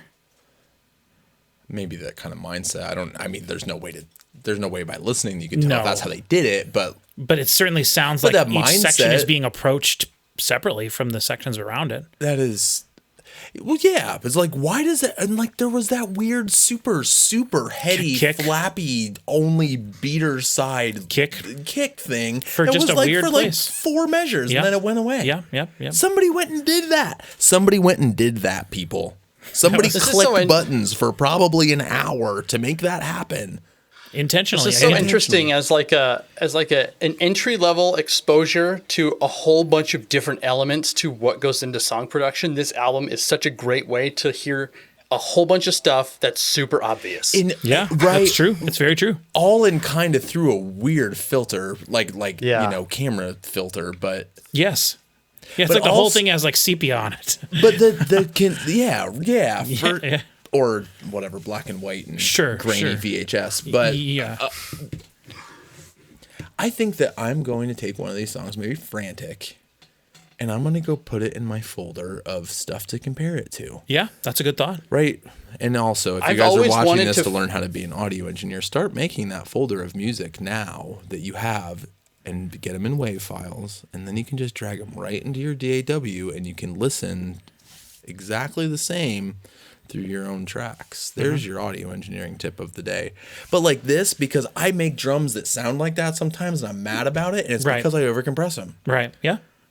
And now when I'm like worried, like, am I doing too much compression on the overheads? I'll just bring up Frantic and be like, Yep. Nope. It sounds like Frantic, so I overcooked it. I just can't get over it. This is the strangest thing. This is the strangest production on any album I've ever Why heard. wasn't this the part that was talked about? I don't know. Why wasn't everybody just like, the production's really weird, you should listen Because to people it? don't- I think because people There- didn't know. The most obvious thing is the This is snare. before It's the that compression ring wars. that they have in there. And it's just it like is. I've heard everything from trash can lid to bucket in the street. Like everybody just has the one thing that they point at because it's the most egregious, I think. But Well, it is. yeah. It is the most obvious thing. Like I would say right Yeah. off the bat. But to me, yeah, listening to it, like I can get over that right away. that's the least of its problems. Yeah, because to me the thing that's the worst to me is the kick by far. Because to me, the kick should be the one consistent throughout the whole. And I'm not saying it has to every kick is the exact same kick sound, but like the kick should be the same consistent volume. And I also don't mean during like the blast beat parts or anything like fast double bass parts. Within reason. Right, yes. It should be the same. It should be the same. And to me, the kick is like one of the more important parts of a whole mix because it's like you have to have that like that boom at the beginning of every measure so that it's So you know that it's the beginning of the measure. Yeah, so you know what the hell's happening. And Well, even having the transient, like the fact that the kick is effectively two elements. You've got the top, the slappy part, Right. and then you've got all of the depth The booming underneath of it. part. And it just keeps switching back and forth where it's like Yeah. you've got this really clean transient with nothing under it, and then you just have a boom that does nothing. You're right. It's like up they're front. muting. It's like they're even muting when it's microphones. fast, and even when it's fast, sometimes it just. Yeah, which And is absolutely not it's so how you mix weird. fast kick drum like double bass. You need it to have those transients to help with hear what the hell it's speed. doing. Yes. Yeah. Yeah, exactly. I don't know though. And the but thing I like, keep if that was the idea, was to make it sound like it's just so weird. But if you're trying to make it sound like you're 19 and you have a garage and 3 microphones or 2 because you probably have a 2-channel audio interface, like, but then also make it cost $5 million. Like, hold on. How much did it cost? Let's just read the recording section of this. It's not that long. Oh, just Okay, I'll Cliff's notes it for us, skim. thank you. I'll skim. Skim. I'm going to pee real quick while you read that. Yeah. So the first thing it says is that due to Jason Newsted leaving the band so fast, they didn't have time to record the album with a new bass player. So that's why Bob Rock played bass on it. Plus, it's a cool story. It said in July of 2001, recording came to a halt when James Hetfield entered rehab for alcoholism and other undisclosed addictions. Hetfield returned to the band in December, but was only allowed to work on the album from noon to 4 p.m. Due to his personal problems, as well as Metallica's internal struggles, the band hired a personal enhancement coach, Phil Towell. It looks like. This and the recording of the album was documented by filmmaker the blah, blah, blah, Yeah, blah. that's what the movie's about. Hetfield stated that the album was written with a lot of passion, he said. There's 2 years of condensed emotion in this. We've gone through a lot of personal blah, blah, blah. Saint Anger is just the best fit that we blah, blah, blah. The band purposely wanted a raw sound on the album so that Rock did not polish the sound while mixing. The band desired the But see, that's the kind of crap that throws people off about audio production. Yeah, 'cause they think that's what you're supposed to do. Well, no, but it's not like polished or raw. Like, what does raw mean? Unprocessed? No, this thing was processed to the freaking hilt. You're absolutely right. Like this, there was so much work put into this to make this sound like this. Let me keep reading because I think Anyway. there's some ridiculous stuff in here. Yes. The band desired the raw sound because of the depth of the emotion they felt and did not want to mess with it. Rock commented, I wanted to do something to shake up radio and the way everything else sounds. To me, this album sounds like 4 guys in a garage getting together and writing rock songs. There was really no time to get amazing performances out of James. We liked the raw performances, and we didn't do what everyone else does and what I've been guilty of for a long time, which is tuning vocals. We just did it. Boom. That was it. Saint Anger is seen as a departure from the band's previous work described as alternative metal, blah, blah, blah. Guitarist Kirk Hammett commented on the lack of guitar solos, blah, blah. We wanted to preserve the sound of all 4 of us in a room just jamming. We tried to put guitar solos on, but we kept running into this problem. It really sounded like an afterthought. Hammett said that he was happy with the final product. Rock stated, we made a promise to ourselves that we'd only keep stuff that had integrity. We didn't want to make a theatrical statement by adding overdubs. Lars Ulrich recorded his drums without using the snares on his snare drum, resulting in a drum tone with far more ring than is usual in rock. also not necessarily correct.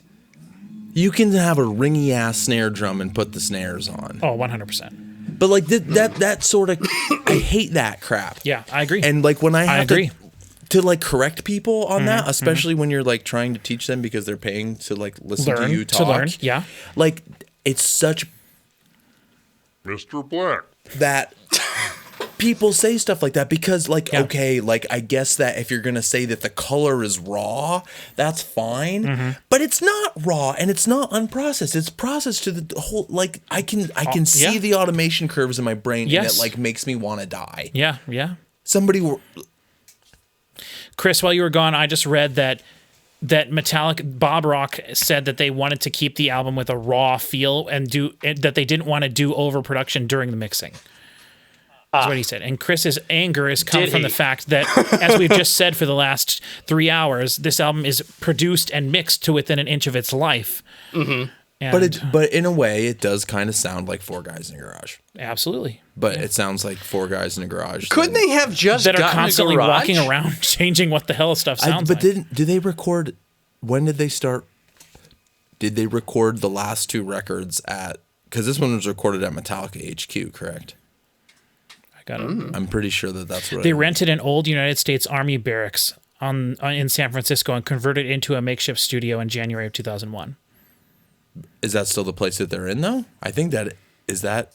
Whatever. Somebody will tell us in the comments. It doesn't say. Yeah. I mean, they rented it, so I doubt that they're still renting it. You know. Well, unless they just bought it or whatever. One thing I did say, Chris, was that they started recording this in 2001, and they had to stop because James had to go get help. And then when he came back, he was only allowed to be at the studio recording for certain hours of the day. Yep, that's in the documentary too. So they did have minimal. I was right then in saying that they did have minimal passes of him doing the vocals. And but a lot of that other stuff just sounds like excuses to me. Auto tuning, vocal tuning, whatever. Patrick cringed a few times. I don't care. The fact that there's like legit wrong notes in there, or like not necessarily wrong, but like out of tune, sure. But like, there's guitars out of tune too. Metallica's pretty good. Yeah, I guess. All right, let's. Yeah, I do really. I agree that I hate the over polished corporate speak of like, here's a bunch of things that are bad, and we have to spin it in a way to make it sound intentional. Right. Just talk about the struggles that you had with making it. Like, we rented out this army barracks and made a new makeshift studio, but we didn't anticipate that it would have as much horrible room noise, so we had to blah, blah, blah, blah, blah. Like, that stuff's cool and interesting all on its own. It doesn't need to be covered up with nonsense. And several times in the article, Chris, it mentioned that they wanted to keep everything the way it was to preserve the raw emotion that they had when recording, which I cannot possibly roll my eyes in the top of my head far enough to do that statement. See, it's fun, but if you're just a fan or whatever, because I feel the same way about the stupid. I tell that story about the drums on When the Levee Breaks. Yeah. Since we're talking about that now, and like it kind of fills my heart with joy. So maybe this does the same thing for people. For certain people. So good for you if that's you. Yeah. Did you have something you wanted to say, sorry, Chris? I interrupted. I was just going to say, like, I mean, I know that there are plenty of instances throughout history where recording a song has gotten to be very emotional and it has worked in favor of the song, and other times maybe not so much. But, like, this is James Hetfield's therapy album. Like, I just don't know how emotional... how emotional is Lars during the recording of this album? He didn't write this. Right. And so it's like, I understand like the we, how emotional we were doing. It's like, there wasn't a we. There was, He was mad. Maybe. Watch the movie. Lars was mad. Lars is always mad. I guess. He seemed pretty happy. He hates all of us. He seemed pretty happy when I saw that interview with him talking about the 72 Seasons album earlier this year. Yeah. So, I don't know. All right, Okay, we got one more track, All Within My Hands. This is 8:47. It's the longest song on the album, and it's the last track on a Metallica album. What's it gonna be? This one, I'm looking forward to what happens. This will be a roller coaster. Oh, okay. All right. 3, 2, 1.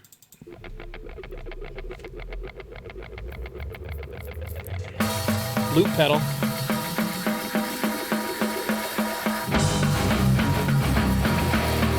I like how that sounds.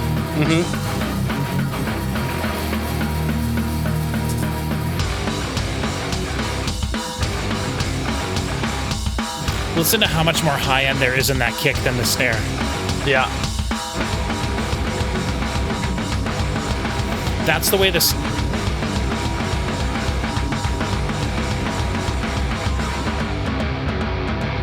Did they slowly take the high end out of all that? I wasn't paying attention to that. I was thinking of something different. He's got some congos and bongos out now. That snare is tuned down to basically being a tom. Like it's just. It's a congo. So low. Yeah. Like a bongo. Yeah, there's less high frequency than it started with. Oh yeah. But I think it happened gradually though.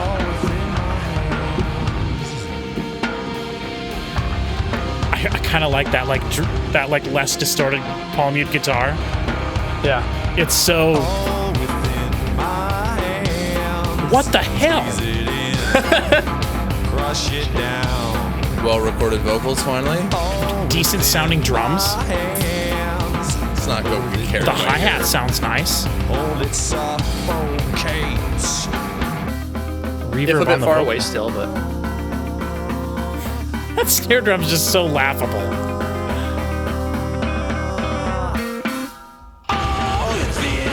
This legitimately sounds like when you turn the snares off of a snare.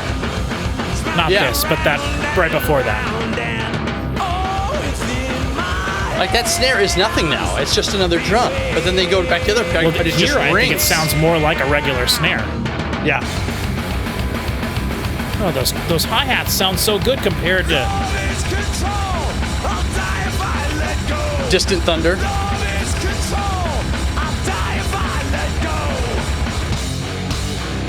The high frequencies are back now.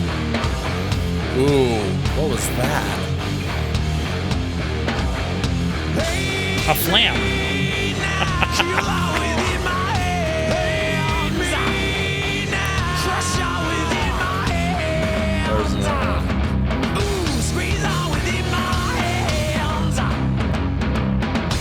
The high frequencies are still in the guitars. It's like you don't know what to listen to. It's like watching multiple car accidents at the same time and you can't decide which one's the worst one to look at.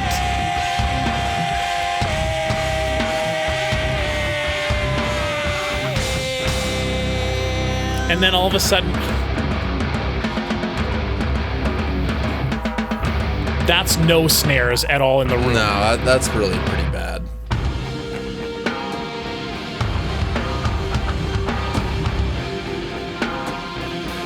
Why is the bass hiding so far back there?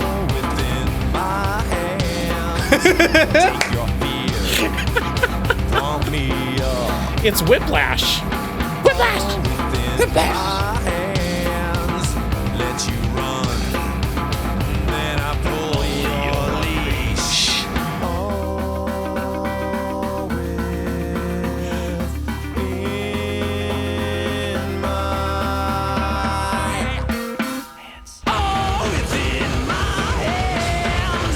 I like the one-word whisper. That's cool.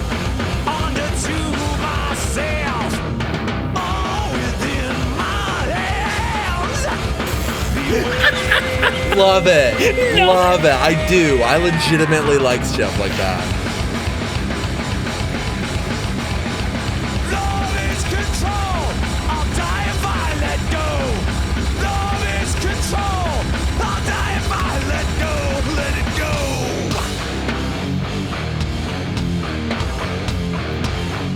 He's doing it on purpose.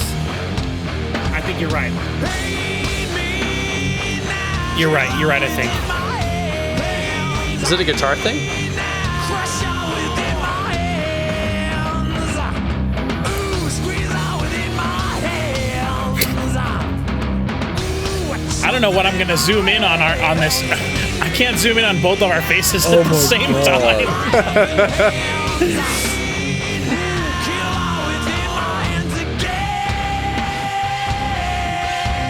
I just think I it's like this. I like a lot of stuff in this song. Yeah. Just that drum thing is. egregious. Your cable came unattached there. You got a dirty cable pod. Okay. Watch the last, it's a totally perfect sounding the last, 3 minutes. Just kidding. That would be so funny. That would be hilarious.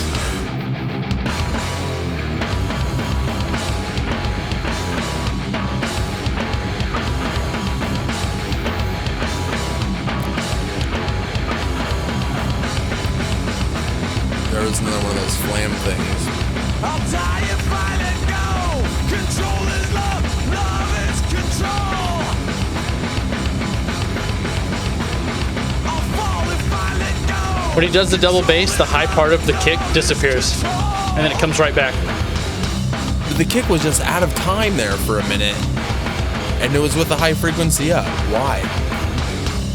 I will only let you breathe. My air that you receive. This is a cool guitar riff. This is a cool section. I let you love me. I will only let you breathe. My air that you receive. The guitar on the right side is just constant, whereas the Yeah, guitar just on it's pretty cool. Love is control. There, I think I heard an edit in there, like when you put two waveforms together and they don't match perfectly and you don't fade. One of the snaps. Click? Yeah. A click. Yeah, that's the word I was looking for. I think I heard a click there.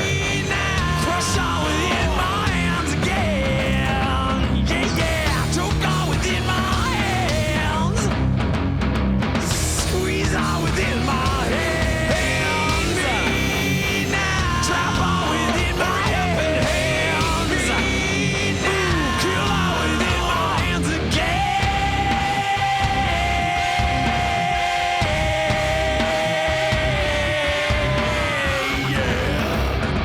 I'll forgive him for that one because that was pretty cool with the overdub.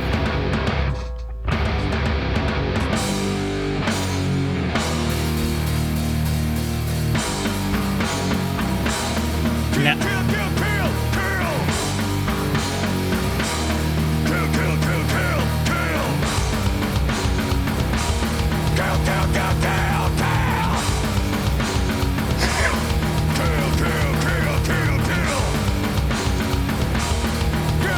All this stuff is just Lulu foreshadowing.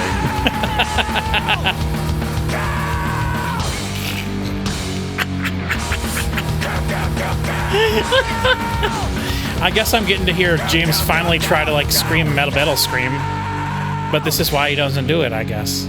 Yep, that's exactly why.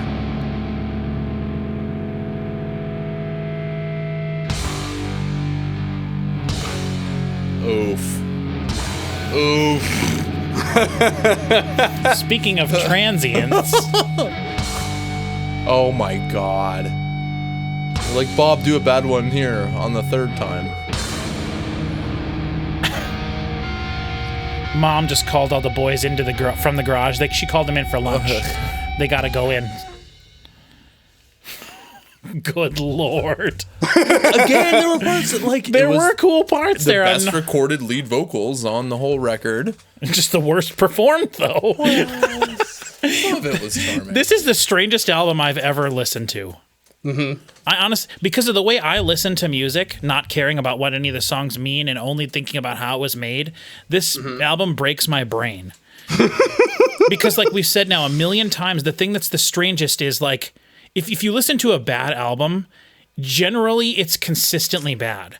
In the same way. But this was in the same way. Yeah, yes. but this was intentionally, not intentionally bad, but it was everything that we heard was intentional. We've said that now a million times, but if anyone just skipped to the end of the video here, I highly recommend going back and listening to our reactions to some of the songs. Have you ever heard of how videos work?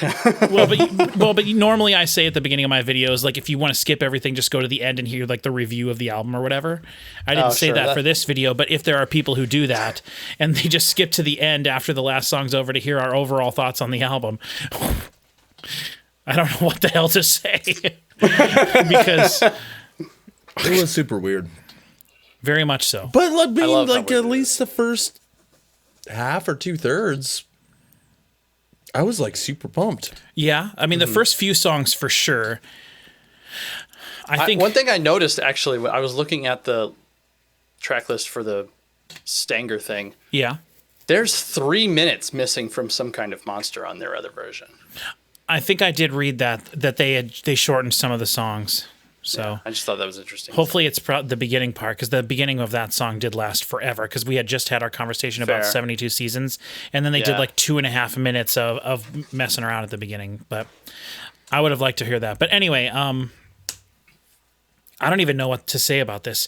Chris, tell us some of your thoughts about the album overall, just because you were familiar with this way more than us before we listened to this. I've listened to this album a lot, and I do like it quite a bit. There are things about it that I will forever be bewildered by, and I think they might be different than the things that bewilder you. But now, like, there's a lot of things. There are so many firsts for things that I'm hearing in this album right now by virtue of going through it this way, Sure. where I am even more baffled than before. Because before, it was mostly, for me, it was just like, why does that snare ring the way that it does? Why is there a second and a half of after every single snare hit in this? Not in the album, because there's nothing that happens the same twice, but Right. Yep, that's true. The ringy snare is pretty somewhat consistent. Yeah, Different, That's but the one thing. There's different ones. and that's the thing too, is like there's so many times where the snare, not only is it not ringy, it's barely a snare. Like it's like loosened down to a tom, or they cut the EQ off at the top half or something, because it basically disappears. And it's like, why is that happening here? And why is it up here shimmering in the sky? And I just have never understood so much about it, but there are plenty of things in this that I really like. Something that I noticed that isn't specific to this album that is just very Metallica is the way that they have their riffs structured, where it's like wah, and then they have this quick little thing, and then the last part rings out, and it's just, there's so much consistency in that with everything they do, and I just think that's neat. But I really noticed with the riffs on this album, it was kind of, I actually really liked a lot of them so much, which is kind of one of the things that I'm bummed about, that I really do think that I would really like the groove that this album had a lot if it sounded good. But the thing is, like, they did a lot of like they'd have a cool riff, and then the variations they would do of that were really cool. Whether it's taking something away or adding something to like the core structure of the like 4-bar guitar riff, I feel like they did a really good job of keeping it interesting throughout the album, with there being no guitar solos. At no point did I ever feel like they're doing this too long. I don't think with maybe the exception of the intro of Some Kind of Monster, which is the only time I felt that way. Other than that, I don't think that at any point in the album I was like, what are they doing? Why are they... Which is wild. Yeah, That's it is, wild. because it's so long. Like... So I don't. So I actually really enjoyed a lot of the guitar riffs on this album. We mentioned several times Korn as a definite, like, we're hearing influences there. Parallel. We also mentioned, what was some of the other stuff? Slipknot A bunch. To me, it was more sort of like the drums were Slipknot-y, but also when they would do like fast picking stuff, kind of on the same note. Just like it was sloppy and it sounded like crap, so it must be Slipknot. Well, I mean, that is And from Turn of Century. one of the coolest things. Oh, okay, yeah, that one, not Iowa, right? No, from this time period. Oh, I see what you mean. I thought they had an album called The Turn of the Century or something. Maybe they did. I don't know. That's how much I know about Slipknot. But, I don't know. But when I think of Slipknot, though, I do think of like a looseness to everything, and I do think of like really, really interesting raw sounding drums, because they have like 3 drummers in their band. And 3, like one drummer, and then another guy that drums, and then like 2 guys that do percussion. That's why there's 9 dudes in Slipknot, because it's a regular metal band plus like 3 additional percussion people. And Joey Jordison was the like lead drummer. But Why are there 9 members in Switchfoot? Did I say Switchfoot? No, I'm just asking. Oh. It's like you're like, oh well, Slipknot's got these 3 percussionists and this guy, whatever, and it's like, so why are there 9 members in Switchfoot? Well, because they got to praise the Lord with as many people as they can find. That's what Right. Switchfoot's duty is. A joke I've been waiting to make for 20 years, apparently, because that has not been relevant in a very long time. We were meant to live for so much that's more. the song I was trying to think. Oh, There was just a period of time where every time Switchfoot had a new album out, they had at least one new member until they were up to like 5 or 6, and it's like, what is happening? Anyway, Saint Anger. Song's good. I was gonna Production- say definitively, is Saint Anger good? Bad, but they worked on it. Yeah. Like it has so much detail work done. And I'm totally gonna go pick one of those songs and I'm gonna go put it in my folder of stuff. for your reference, absolutely. 100%. I want to know. I think I tried at one point to put one of these songs into a DAW and open up like a graphic EQ and just like, what is the frequency of this snare ring? Like, where does this sit? And I couldn't do it because there was so much going on. But I feel like maybe if I did Purify, which has it bong, and then it just sits there and rings. It could be a little lower than that, I would say, but maybe But- 3,800 around there. telling Yeah. me. But yeah, and that's the thing. So if somebody comes up to you and they're like, "Is Saint Anger any good?" You cannot just give them an answer. Yeah. You're right. That's a really complicated question. I think that's the thing that frustrates me the most, though. Like, I really do think that, like, the bones of every song that was here, I loved. There's a lot of merit. In I the really album, for liked sure. what was happening. I just did not like what it sounded like at all. And as I've said a million times on this channel, that is the most important thing to me. I've said it 1,000 times. I'd rather listen to a well-produced, poorly written song rather than the greatest written song of all time produced poorly. And that's You proved where that with you're Led Zeppelin. wrong. I prove well. But Let's not talk about Led that Zeppelin. was a good one, Chris. Let's not talk about Led Zeppelin. Got you good. Speaking of Led Zeppelin and other bands, though, I did want to mention somewhere in this video, and if you're watching and you're still watching now at the end of this video, sure, Bless do you. that. Yeah. Bless you. I'm trying to find new things we can do on the channel. So if people have any ideas, let me know. Also, when someone comments and they say you should listen to this band or like I'd like you to check out this band or whatever, I make a note of those bands and then I keep like tally of when things are mentioned. And like right now, the thing that has been mentioned by far the most, and a lot of it has been through my Led Zeppelin album reaction, but it's the band I want to do reactions to the most, and that's Pink Floyd. I really, really, really want to listen to Pink Floyd. I love Pink Floyd. But- I have a long history with Pink Floyd. The next most mentioned one is Tool. Very good. And then we have, people have mentioned Megadeth a whole bunch, and that makes sense because we're listening to Metallica, and I just really don't want to do that. No. But someone also mentioned an Alice in Chains album that they thought is like one of the best sounding albums of the 90s. They said production-wise, it sounds fantastic, really huge, very big. And Is it their first album? no, it was the one that's called Dirt, I think. Yeah. Oh, Dirt, yeah. is It's got good. Rooster on it, and I think. But the funny thing about that is, Though, does it really? I don't know. sound that good? I don't know. That's what this person said, but they also I mentioned that listened it was to like. it recently. The first one they did with the new singer. Not that I'm not like some Alice in Chains purist or anything, but I remember thinking because what one was that? Maybe 10 years ago that came out. Mm-hmm. After It's got to be closer to 20. what? But that one I do remember listening to that and be like, this record actually sounds really good. Well, But, I mean, the one I'm sure- talking about was from I 1995. know, that's the big one. Right, right, That's the big one. But my point there was going to be the last few days I've been going through these two big tubs of CDs that I bought a few years ago, and they're mostly like these weird punk CDs. It's very random. Some of them worth quite a bit. A lot of really, I wanted to show you at some point, but I don't think we have enough time. But in that box was this Alice in Chains CD from 1995. So the actual original pressing release of the CD. I now own a copy of it. So I was like, well, I got a copy of it. Maybe I will do a reaction to it sometime.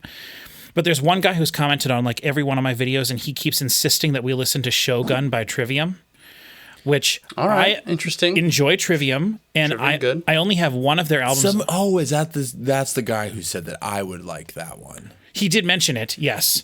I'm an ascendancy guy, and I was gonna comment on that, but then you would know my YouTube handle. Is that one of those like But- things where you can't like Trivium if you like Ascendancy or whatever you just said? No, Ascendancy is the Trivium album. yeah. Yeah, Oh, their okay. first I don't know album. anything about Trivium. But like that was the that album is great. And Pull Harder for on the whatever Strings of Your reason- Martyr and all that stuff. Yeah, Yeah. and See, it's their album. Rain and- Their second album, the album after that called Crusade, is the one I have, and that's the one that they get criticized all the time for trying Shogun to. isn't trying to just sound like Metallica. That's the Crusade. That's the Shogun one I is have. not the Metallica. Shogun is the one after that where they reset everything, and it's supposed to be a good combination of like.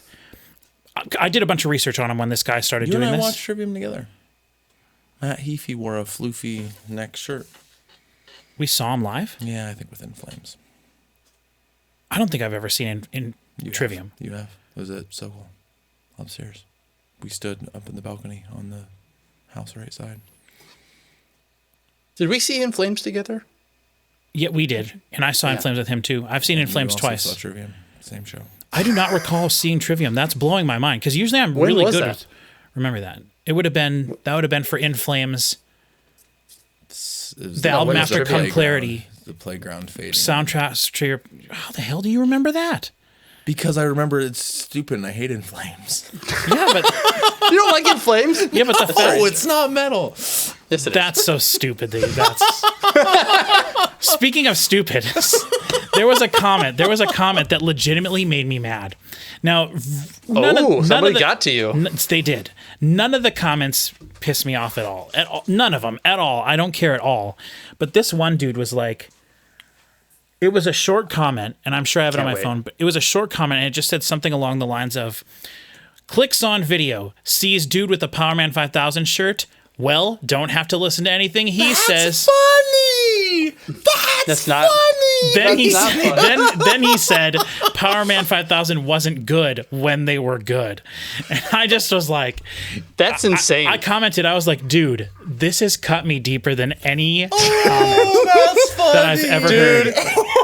I feel like there's probably a history of you two arguing about Power Man 5000. The vibe that this man had was that he This was being monster. serious.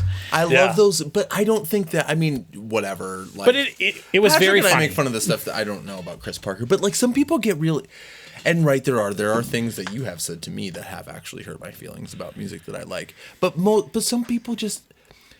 Your musical taste is basically open season, right? Like if somebody 100%. wants to tell you that your favorite band sucks, if they don't go into too much detail, like I think like. Yeah, no, I don't begrudge this person at all. But that's funny. I'm purely just saying, like, in the moment, I was like, I had him.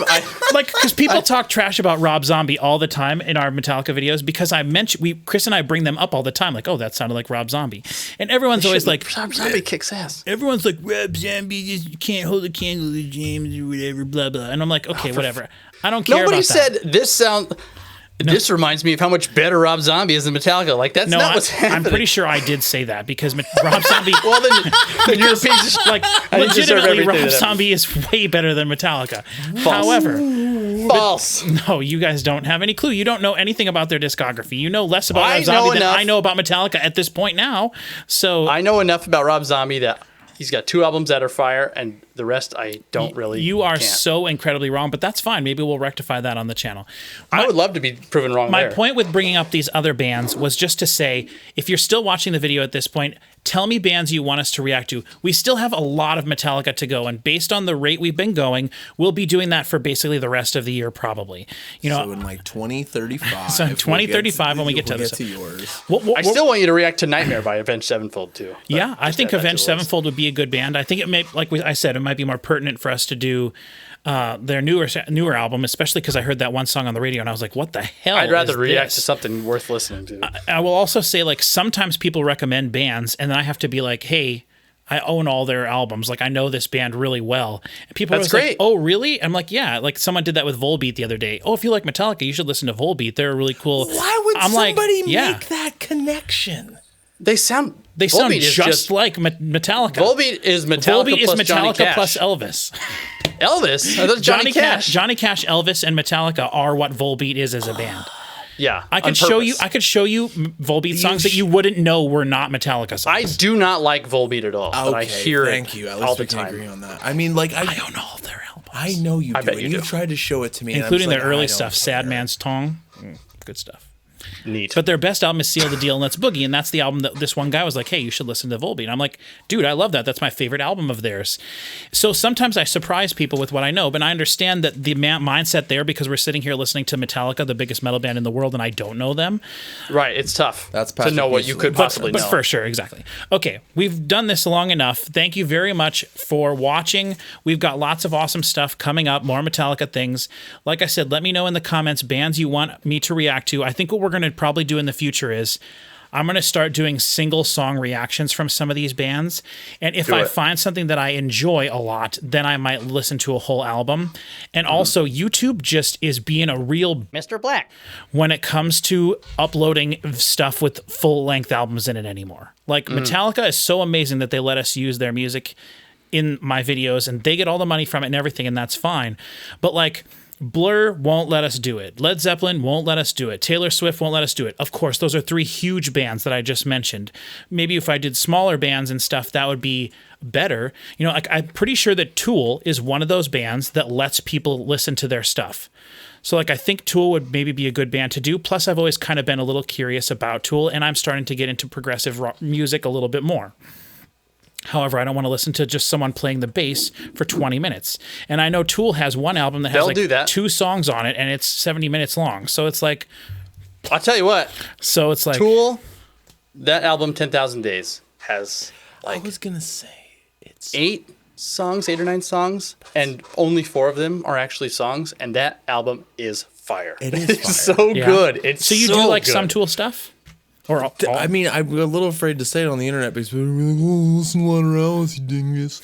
And like, sure, Waterhouse I've is listened good to too. it, and it's fine. But like, 10,000 Days, it came out at a time, and blah blah blah, and it was in the fucking magazines, and I whatever. 10,000 and I- Days is but it's so fire. good. It's so it's good. their best album. Yeah. Well, and someone was making a point that they only have like 5 albums, so it would be easier to listen to their whole catalog. Now, The whole thing I'm not is, like, saying that I'm going to do It's that. a lot but, of work, people. That's but I really work. want to do Send Pink us Floyd. money.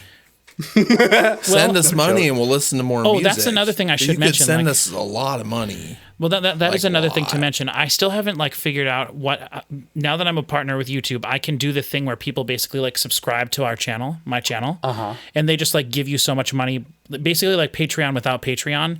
But YouTube still takes like their 30% cut or whatever. Sure. I'm sure whatever it is. The only thing is like that would probably be like the best way for us to try to make money here. But the thing is, we have to make like exclusive content and stuff for that, or like release stuff like a week early or something. I don't know how that stuff works. Solo dudes, do they really do that well anyway? What do you mean? I was, Oh, it was a joke. I was Sorry. making it like an OnlyFans. I missed joke. it. Okay, whatever. Just add some The just add solo laugh male track. videos really do that well on the internet. Like, I think the answer is there's yes. an audience for that, but like, Okay, so- sure, whatever. Okay, anyway. So, yeah, I guess if people have ideas of stuff that they want us to do, if you know more about YouTube stuff and how these things all work, feel free to like give me advice in the comments or whatever.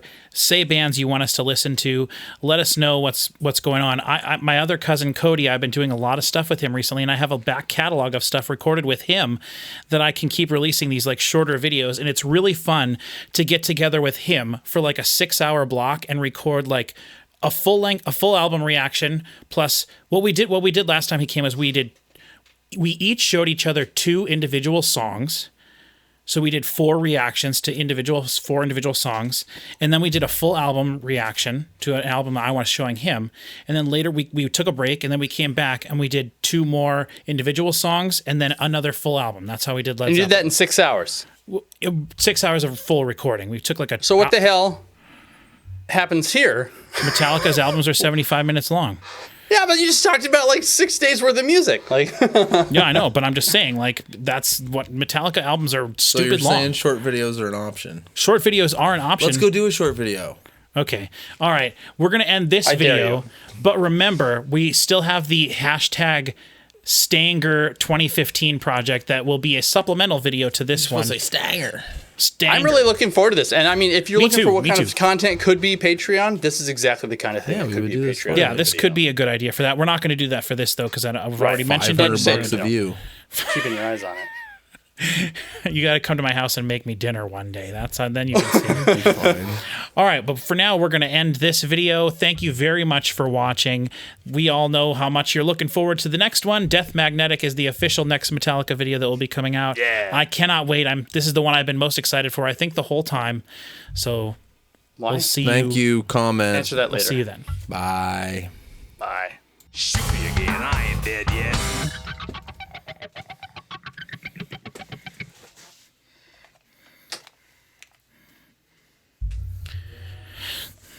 Okay, well, while they're gone, I just want to say thank you so much to everybody who watches these videos. Like, sincerely, these guys give me crap for being sincere ever because that's just kind of how they are. But like, honestly, like, I can't believe how many people watch these videos, comment. The people who thumbs up some of the comments have like hundreds of thumbs up of likes on them, and I think that that's totally amazing, and lots of replies from people, and some of these comments have like reply threads of over 25, 30, even like 35, 40 replies, and I think that that is just amazing. So I just want to say thank you everybody for helping this channel grow, and for, you know, a lot of people have even been clicking on videos that I've been uploading that aren't Metallica, and I absolutely love that. So thank you very much if you've been doing that at all. And just know that I greatly appreciate it, and I'm trying to come up with good ideas for things we can do on the channel.